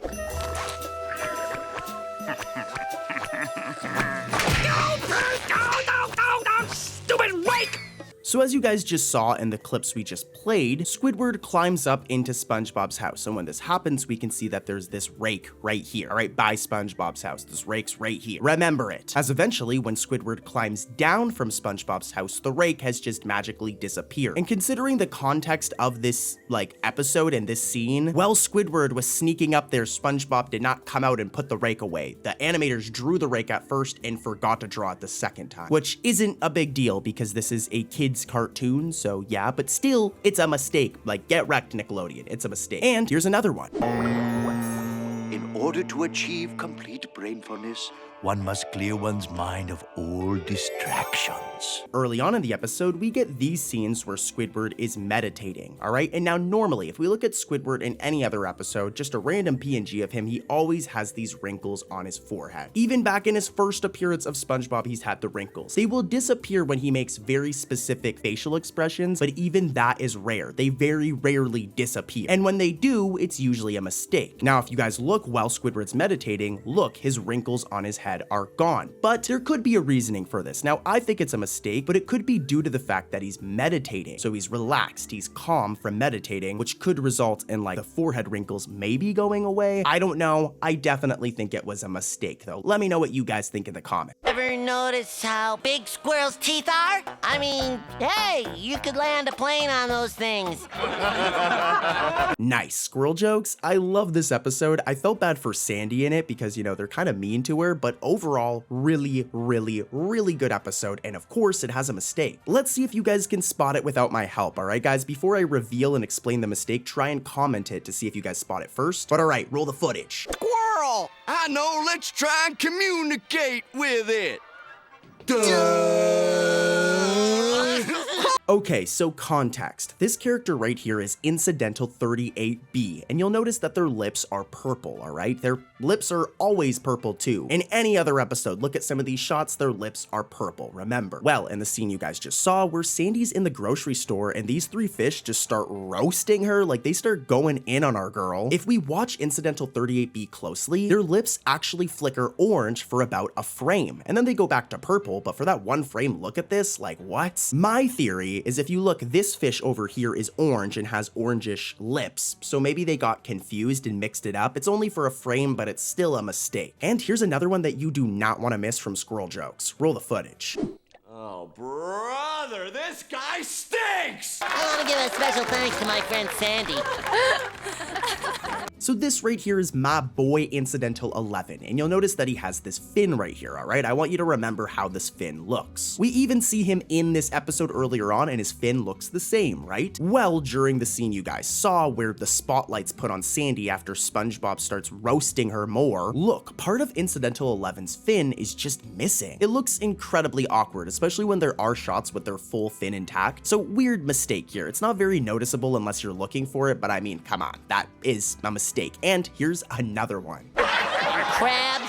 Oh, brother, they're so cheap, they can't even pay attention. It's true! I am cheap! Forward, and I feel bad for Mr. Krabs over here, but when SpongeBob talks about Krabs in his stand-up, Mr. Krabs over here is missing his legs. I can understand how this happened, kind of, but also, considering the angle, they're kind of silly for this one. It's so blatant. I remember catching this as a kid. So yeah, no legs on Mr. Krabs. Hey, it happens sometimes. Let's head over to another episode, guys, and stay tuned, because the mistakes are gonna get worse as we go. It is going to be crazy by the ending of the video. All right, let's head over to the next episode. Wow,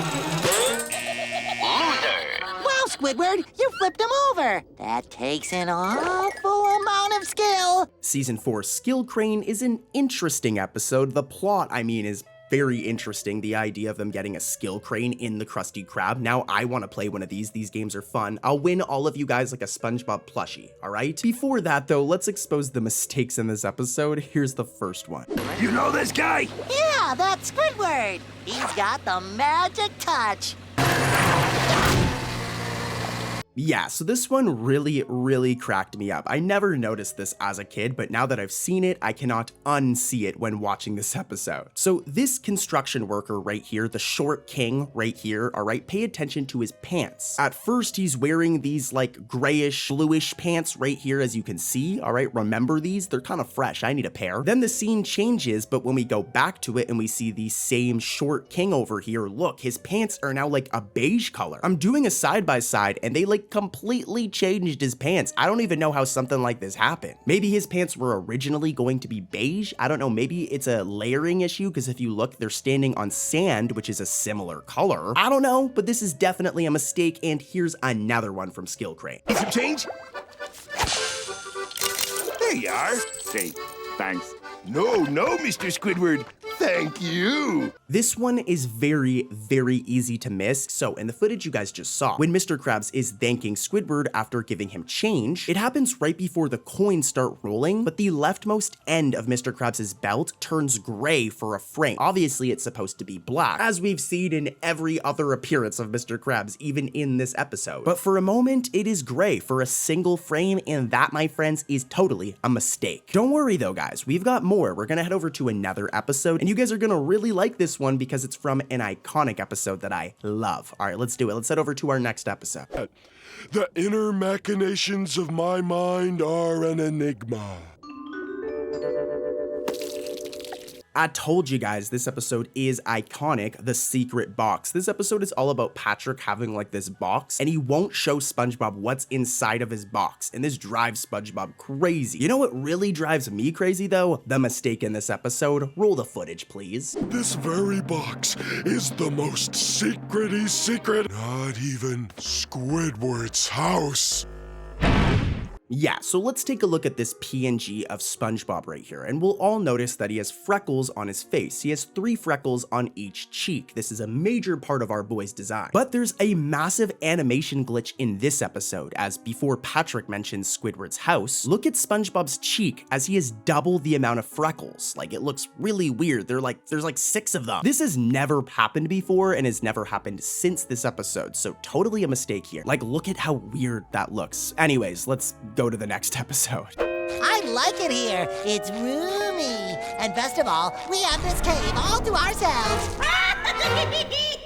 Up next, we have To Save a Squirrel, and this is actually a pretty good episode. I like this one. SpongeBob and Patrick go off to find Sandy, and the mistakes in this episode are very interesting, especially this first one. Let's see if you guys can spot it. Carrots! You're making soup out of me! It was not! It was supposed to be stew! Did you guys catch it? If not, I do not blame you because this one is going to need some explaining. There is some explaining to do here for sure. It has to do with this puddle right here, as it seems that Patrick goes under the puddle when he's running, during his running animation. And I don't mean like he steps in the puddle like he's stepping in water. I mean like the art for the puddle is literally overlapping his leg like it's on top of his leg, as you can see here. This is 100% a layering issue, where you can see that the puddle's layer should be under Patrick's layer, I guess his body layer, but they messed up and swapped them, which is why this puddle is like on top of Patrick. So weird, man. It's so weird. Not as weird as this next one though, from To Save a Squirrel. Roll the footage. It has to do with one of SpongeBob's pores. Owned our tent and lost all our water. Patrick, we are gonna need to use our razor-sharp quick wits if we're gonna make it out of here alive. Gotcha. Did you guys catch it? This one's actually fairly easy to catch if you pause at the right frame, which is what we just did for you guys, but I got you. Don't worry, I'm gonna explain it. When SpongeBob says, Patrick, we are going to need to use our razor-sharp quick wits if we're going to make it out of here alive, one of his holes just becomes transparent for a split second. Like, you can see right through it and see the sky behind it, which is not supposed to happen. SpongeBob's pores are never just entirely see-through. They're just holes into his body. So being able to see the sky through our yellow spongy boy over here is 100% a mistake, and a fairly bad one actually. But all right, let's keep it moving, guys. Let's head over to another episode. From now on, the Krusty Krab is open 24 hours a day. Now we never have to stop working. Back to the classics. Next up, we've got Graveyard Shift, and this one's a cool one where Squidward and SpongeBob are forced to work like overnight, and they get terrified when this new kid is coming to apply. They think he's the hash-slinging slasher, but he's actually just this cute kid right here. All right, enough spoilers. Here's the first mistake. The hash-slinging slasher! Get away, get away, get SpongeBob! No matter what I've said, I've always sort of... So let's take a look at SpongeBob's design, all right? We're looking at this PNG of our favorite yellow spongy boy right here, and you'll notice he has this red line right here under his mouth. It's always been there ever since season 1, and it never really disappears. It's supposed to represent like the under part of his jaw, I think, or the bottom part of his mouth. But anyways, in Graveyard Shift, when Squidward and SpongeBob are shaking under the misconception that the hash-slinging slasher is approaching, that red line under SpongeBob's mouth actually flickers between normal and invisible. I'm playing it in slow motion right here. I zoomed in and I sharpened the footage, and yeah, you can see it kind of just goes back and forth between the two, which is very awkward and weird. I would like hey! Oh, what? I said one crusty combo. Don't you speak karate?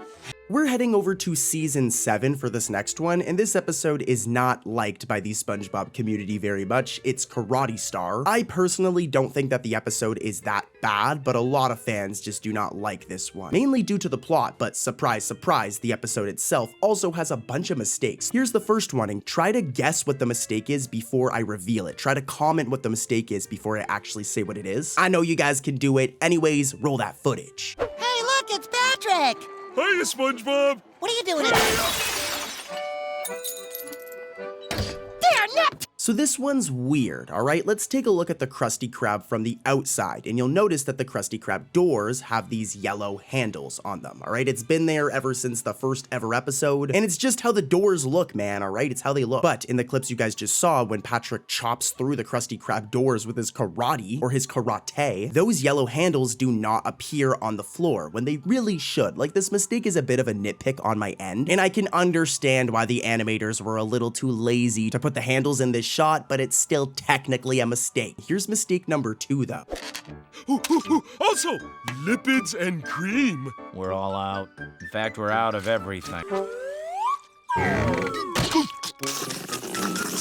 All right, mistake number 3. So as you guys saw in the clips, Patrick over here orders a delicious ice cream, all right? I could go for some ice cream right now. Comment down below, what's your favorite flavor of ice cream? Mine is cookie dough. But anyways, when Patrick orders his large ice cream, the amount of scoops on his ice cream inconsistently change in between shots. For example, when he first gets it, it looks like this, and there's this many scoops. But when the shot changes, look, so do the scoops of ice cream. It even happens again in this shot where the scoops of ice cream have changed again. Super inconsistent. Not a huge deal, but this one is most certainly a mistake, and hey, mistakes happen sometimes. It's a 2D animated show, but I caught ya. And let's catch more heading over to another episode. And guys, stay tuned because the mistakes are only gonna get crazier as we go. I'm saving the craziest mistakes for the end. I hired him to stand out there and hold that sign. Oh, he is good. Can you direct me to the Krusty Krab, please?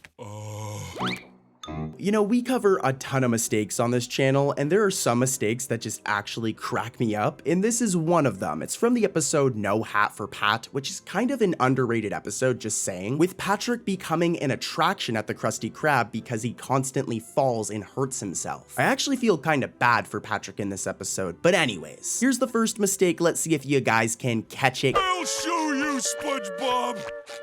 I'll get a job! And a hat!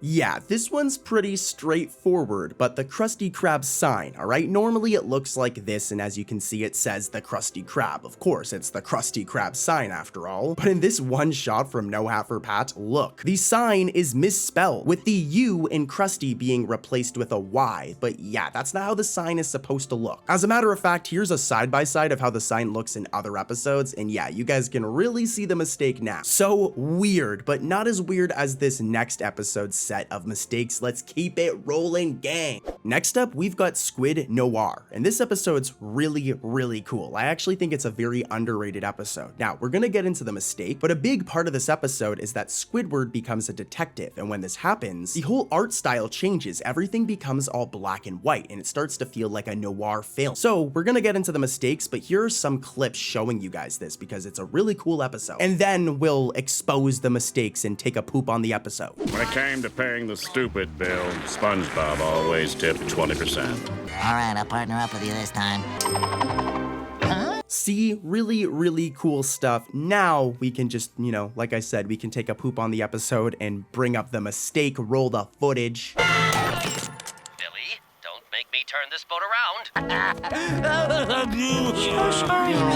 I'm so sorry. This one's actually pretty easy to miss, especially because the scene's in black and white. But when one of Bubble Bass's friends try to comfort him after his suburban dad action figure breaks, the veil that one of the friends wears disappears for like a split second. It happens really fast. It then pops right back on, but look, for this one frame, it's gone. I'm actually gonna play the clip in slow motion again. Like, look at this, I'm playing it, and like, yeah, like it just disappears randomly. At least he gets it back though, so yeah. Okay.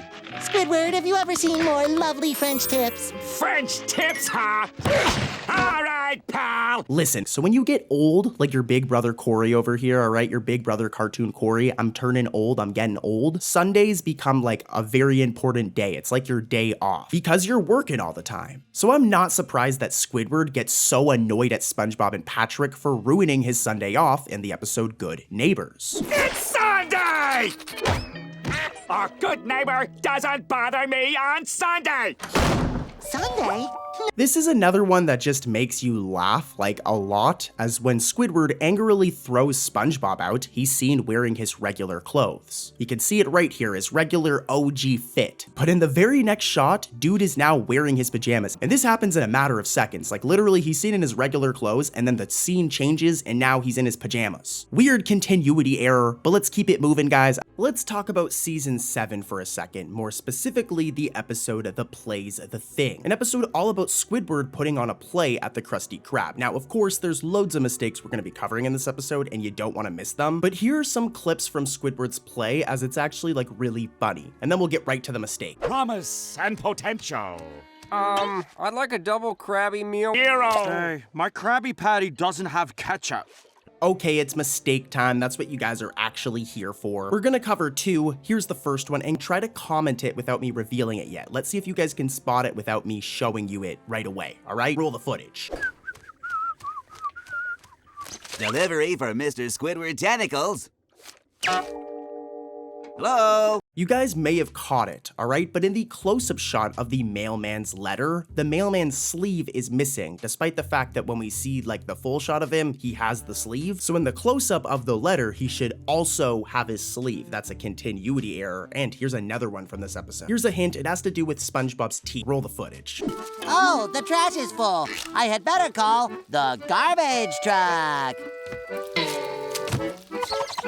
This is a very common mistake throughout SpongeBob, and I try to avoid it because I feel like it's kinda lame, but in this case, it's actually pretty bad. So, while SpongeBob faces towards the camera and begins acting like a garbage truck, look, for about a split second, his teeth turned yellow. You guys already know what I'm gonna say, but SpongeBob, go brush those teeth, boy.